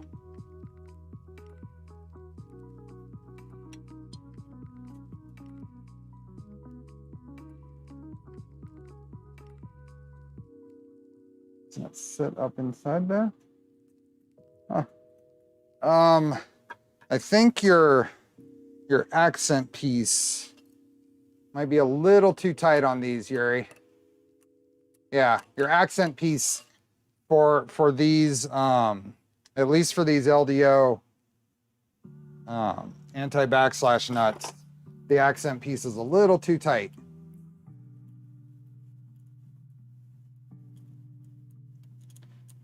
These are measuring 24 millimeters. And if we go into CAD, we want the latest CAD. Let's turn off the panels. And we're seeing a diameter here of, why isn't that giving me a diameter? Diameter of 23.6. You're at 23.6 millimeters, and the diameter on these guys is a full 24. There are no standards. So there's no need for this to be anywhere close. So I would go, if there's space for printability, I'd go 25.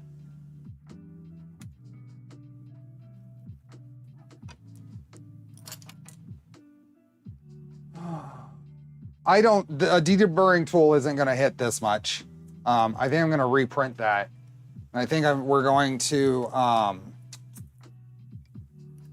maybe be done with the build today, but I still want to talk about some stuff because we can talk about more about the build.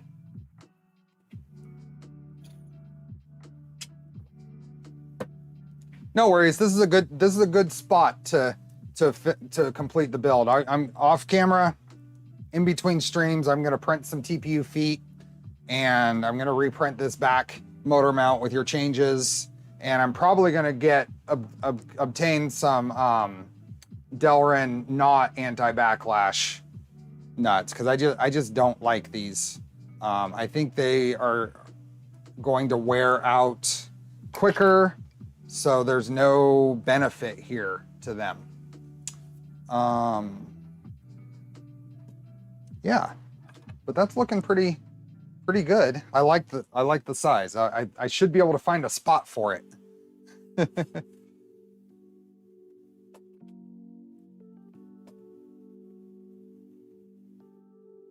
Buggy updates, Death Racer. Death Racer is gonna have to come before Buggy, because if I can, I'd like to have a Death Racer for Earth. Yeah, I'm gonna redo the deck panel, but I may have a special ones coming. We can talk about that a little bit. Death Racer, I have most of the parts, so I do need to work on that. The lead screws are Teflon coated, yes.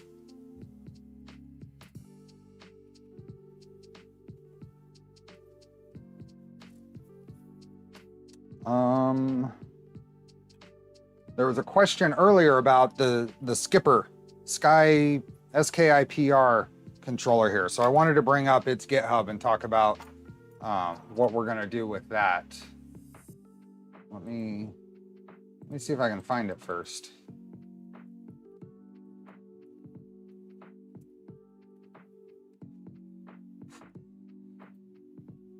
Let's go here. MKS SKIPR. Panzercadden, thanks for gifting the memberships. Brian Lyles, what would you use for anti-backlash? You don't need it. You don't need it in an application like this. There's no benefit. The weight of the bed is enough. The weight of the assembly, even on this size of a printer, is enough. Hi, Blake. So the Makerbase SKRPR uses a rock chip 4-core Cortex. It uses a Pi alternative. I'm not going to get into the details on its specs. You can go here. You can go here and get the details. But it's an alternate. It's a Pi alternate. I don't know exactly what that's going to mean, but I know that they have some decent documentation here. So we're going to follow the documentation. Even on something like the V0. There is no benefit to it even on the V0. Whether it comes with it and whether there's a detriment is the question. I think accelerated wear, what level is that wear would be a detriment, but I don't know if it's within the life of the printer for that accelerated wear. It's just there's no benefit. Back here. Support for booting, support 7 steppers. 1 gig of DDR seems kind of slow. While a lot of aren't the Pi 4s we're using, a lot of those are 1 gig. I don't know how this compares performance-wise. So. 3 independent DC to DC stable power, has Schottky diode built in. You just leave off the spring and the small half nut. I have too few threads. I'm not comfortable with the number of threads left on that nut, Andrew.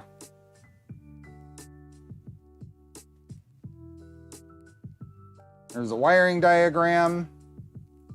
Has the 3 controllable fans, and it looks like 3.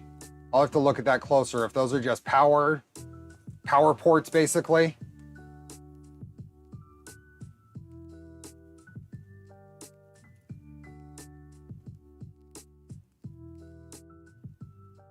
There are the outputs for the accelerometer. There's extra I/O. The little FFC connector looks proprietary to me. They have a display that can plug in here. This is I think a downside to this board is that it doesn't use a standard Raspberry Pi display, so I can't use one of the WaveShare displays or something on it.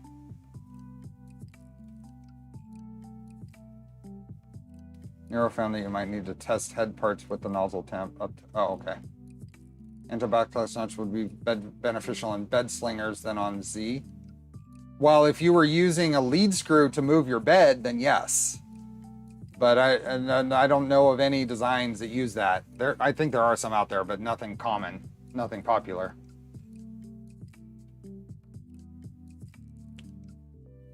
Yeah, this is about the size of an octopus, this controller.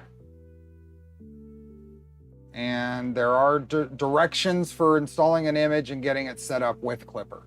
So we'll see how this goes. Figured this was a good build. It is going to fit. This is a good thing to check out. Since we're gonna have this and a small power supply, I think there's plenty of room in here. And I say plenty with probably some giant air quotes. We'll figure out a layout.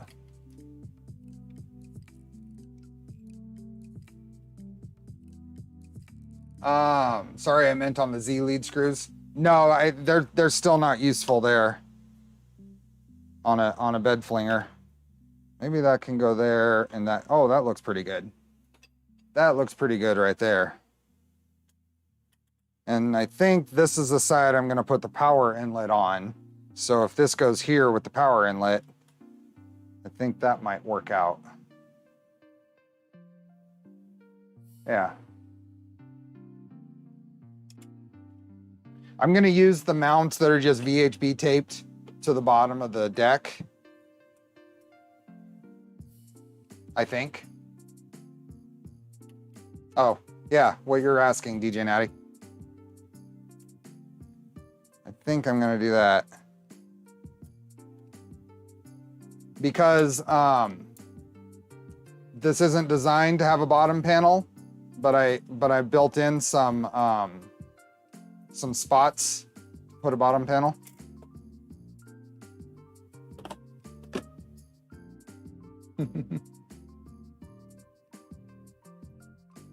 And I think with DIN rails, it spaces stuff out too far to be able to do that.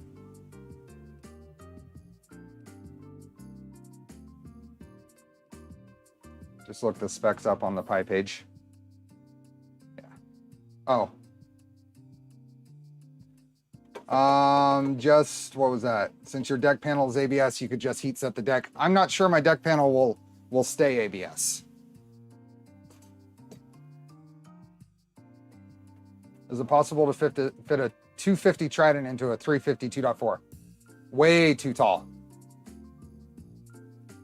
Would you prefer to add exhaust fans for controllers to your LDO kits? What?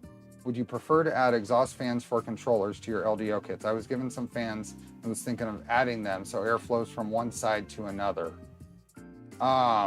Just any airflow seems to do enough.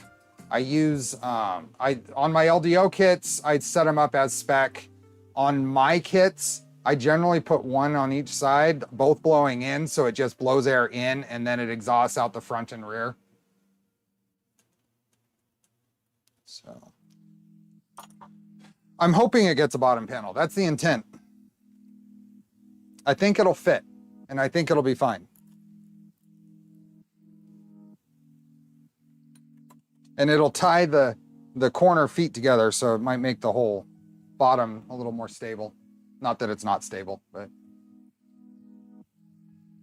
I'm gonna get caught because I make a thing about the bottom panel, but none of my V0s have bottom panels. I don't know a great way to do that. Turn front stepper 90 degrees for better socket placement on rebuild. You're right, Kelvin.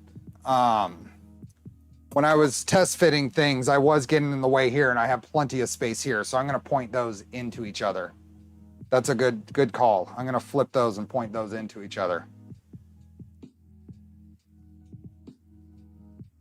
And I might even rotate this because if I did that, then I could maybe just put this power supply across here and then put the controller right here.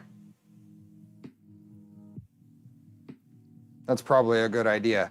If I rotate the rear stepper 90 degrees this way, and then I can lay it out like this.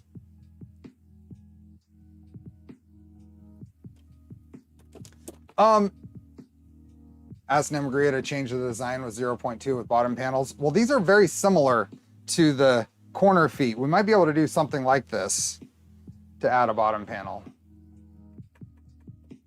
Yeah. This is one of the changes I made. I also made some minor dimensional changes to match up with some changes I'm making to the skirts themselves. So. Does the skipper have a Pi cam header or just the Pi screen header? It's a screen header, but it is, it's not the standard width. You see it right there. This is for their Pi, their display, the Pi TS35. And if you hold on, I've got one of those. I've got a Makerbase box. So this is the Pi TS35. And this, see, this is a narrower than normal display cable. And it's kind of 3.5 inch thing.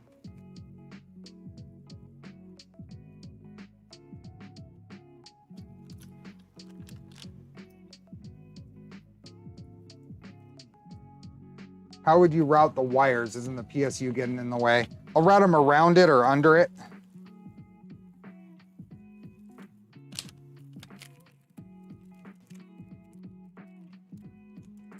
This, and then they sent me the standalone version of the Pi. So I'll find a project for that. So this is just a straight up Pi equivalent replacement. Now I'll probably use this along with that screen in another project. I don't know what yet though. Not gonna peel it. Then the rest of this is just like stepper drivers and stuff.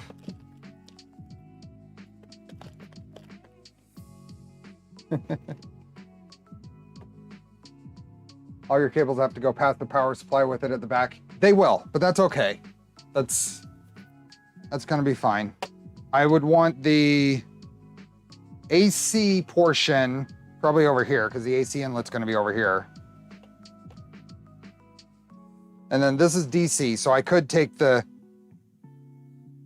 wires, or I can space this out enough to where they can just go under, right under the middle. I have enough room to space this out quite a bit, actually. Before it gets in the way of a potential bottom panel. We'll play around with it, I'll figure it out. Healing time is when it's finished, yes. I haven't earned it until it's finished.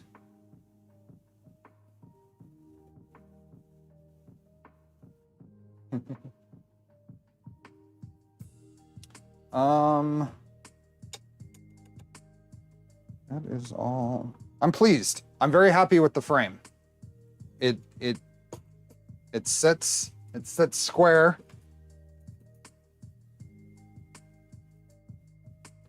Yeah, I am pleased. Is this evaluation version of the skipper, or is it commercially available and I just need to search a little deeper to find it? That's a public GitHub page.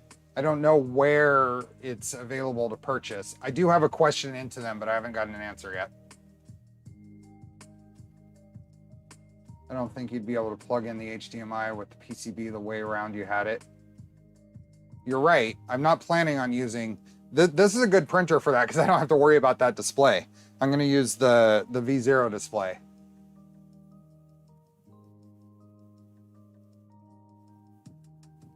Wata. Hi, Charlie. Charlie just woke up from his nap. See? I got Charlie intro and Charlie outro. We're at almost the 4-hour mark, so this is a good time. So the intent is to, I'm kind of expecting next week's stream to be different. So if it's not, then we'll pick up with this build next week.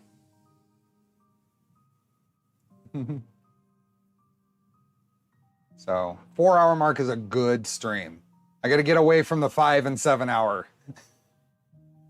It's also easier for folks to watch after, right? It's kind of daunting to be staring at a 7-hour stream, I'm sure. It's on their AliExpress store. What do they charge for it, Steve? Can't you tell what next stream is about? No, I cannot.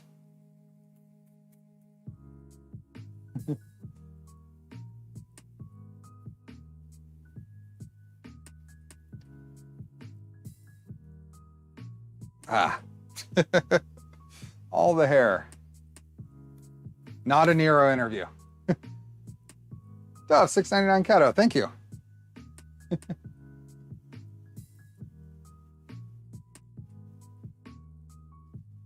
So yeah, this is about where I expected to get today. So I figured it might take 3 hours to get here, but this is about where I expected to get. Is right into this part of the build. So do we have a Voron live this week? No. I hope they release Obsidian. I'm ready for that. I will use it in many more printers as soon as Obsidian is released.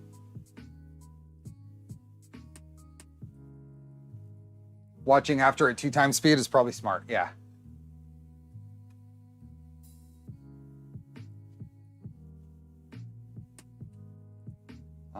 Oh, 75 euros for the board.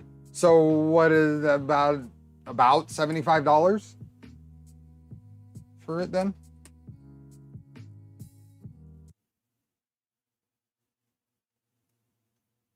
Isn't that a pretty close to equivalent right now? Euro to dollars?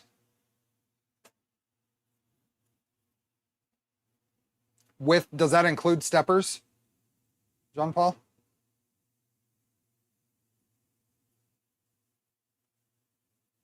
Oh, euros are with VAT, okay.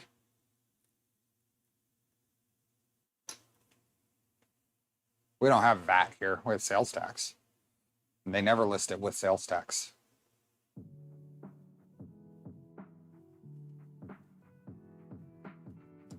About 1 to 1. The question, is that with steppers or not?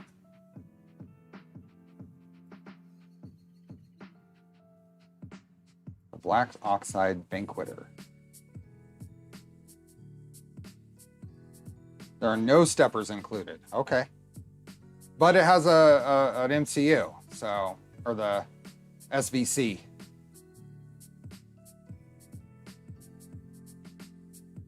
$60 USD for just the board. That seems pretty good considering the, and I'm saying that without having any idea of how easy this thing's gonna be to set up. So don't take that as a promotion yet. I mean, they've sent it to me, but I'm gonna give we're just gonna use it. And then you can make your own determination on what you think of it, whether it's worth it.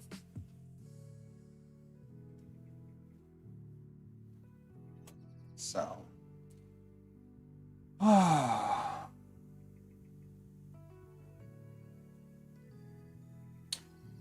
With that,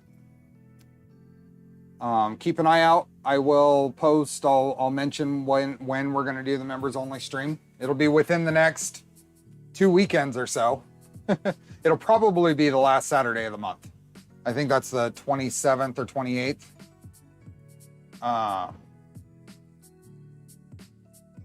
$73 worth of screen.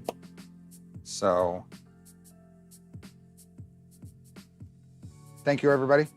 Thanks for those that joined and gifted memberships. Thanks to those companies that helped me with this build, LDO, Fabreeko, KB3D, Makerbase. So, although I mean, this is very much a mixture. Few things have come to me, few things I've bought, few things I had off the shelf. But it should end up. I'm looking forward to having this as an actual using it printer. So, have a good rest of your weekend. Have a good week, and we will see you next weekend. Bye.